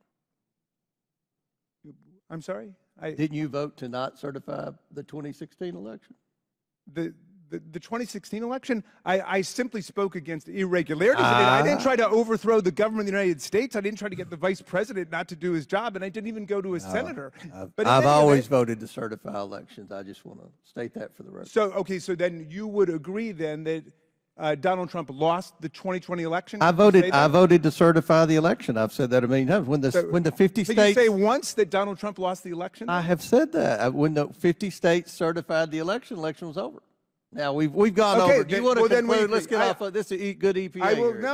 I don't mind the diversion, Mr. Chairman. But let me just say this. On the question of agencies in America, let's be clear about what the Supreme Court did. What the Supreme Court said was, of course, the agencies can adopt rules and regulations. My friend from Colorado was really mistaken about that. The agencies, even under their terrible ruling, can continue to adopt and promulgate regulations and rules under the notice and comment process we have.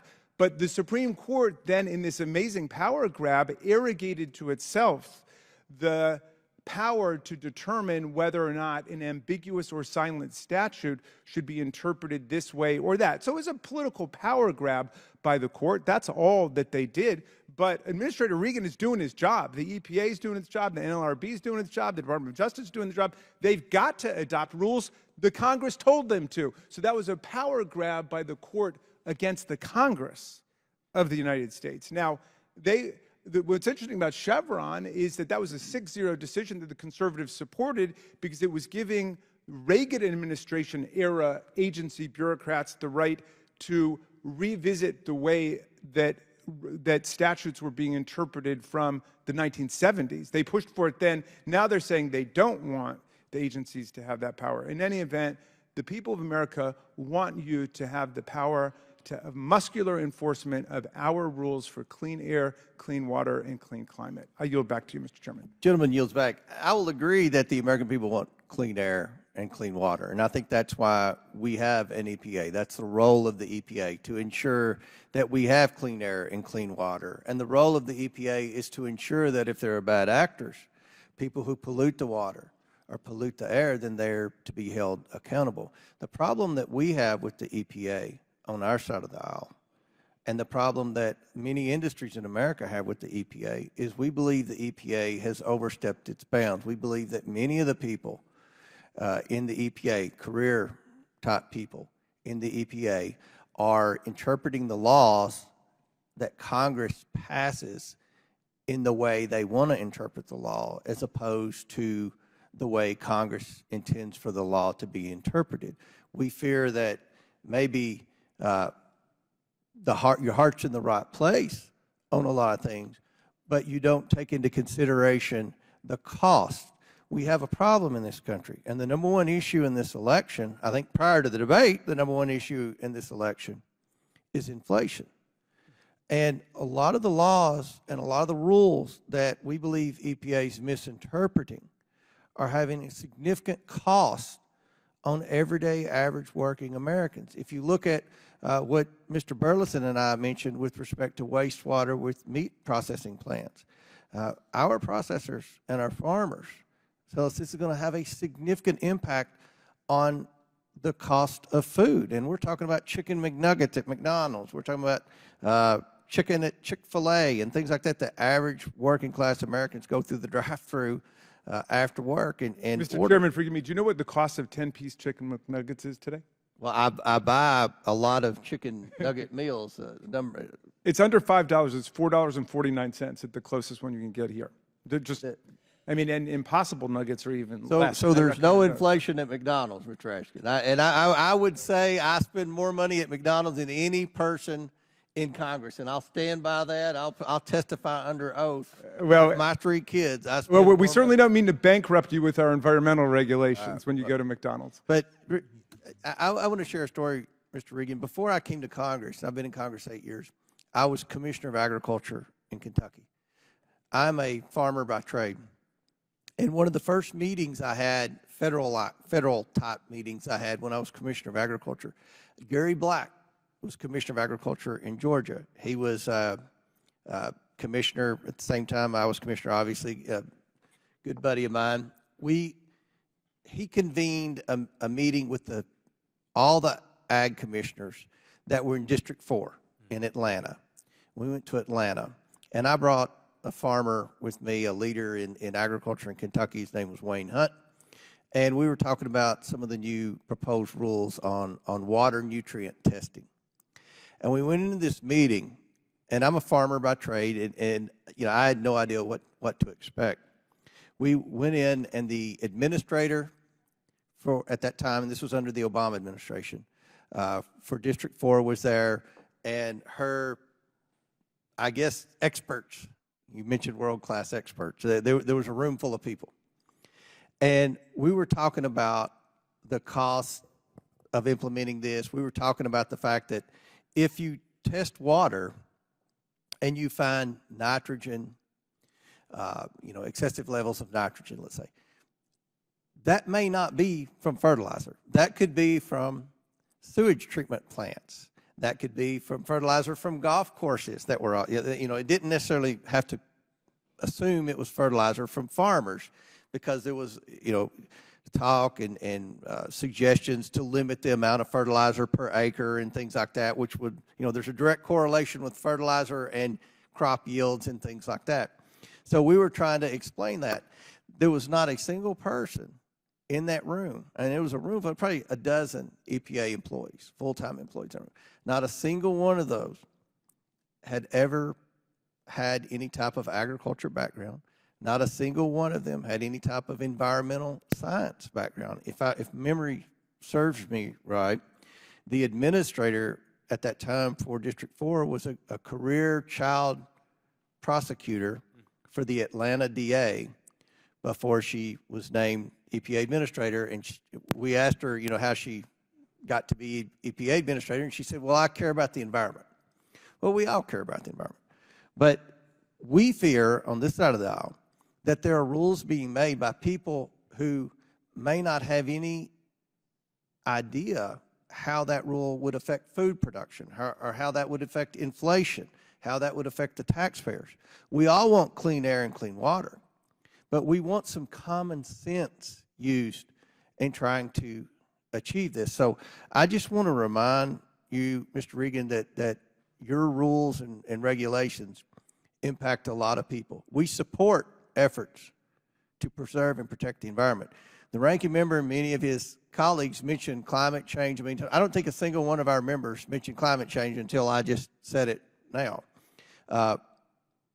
We want the EPA to abide by the rules of Congress and not take orders from left-wing climate extremists, because that's what we fear is happening now. So we want to continue to communicate. We want to work with you. We share the same overall objective, a clean environment, and holding bad actors accountable for polluting our streams and our air. But we also have to take into effect the cost and the practicality. I mean, we have to have more electricity production. We don't believe your rule and your objectives are going to achieve that. So thank you for being here today, sir. We appreciate your testimony. And with that, and without objection, all members have 5 legislative days within which to submit materials and additional written questions for the witnesses, which will be forwarded to the witnesses. If there's no further business, without objection, the committee stands adjourned. Thank you. Thank you.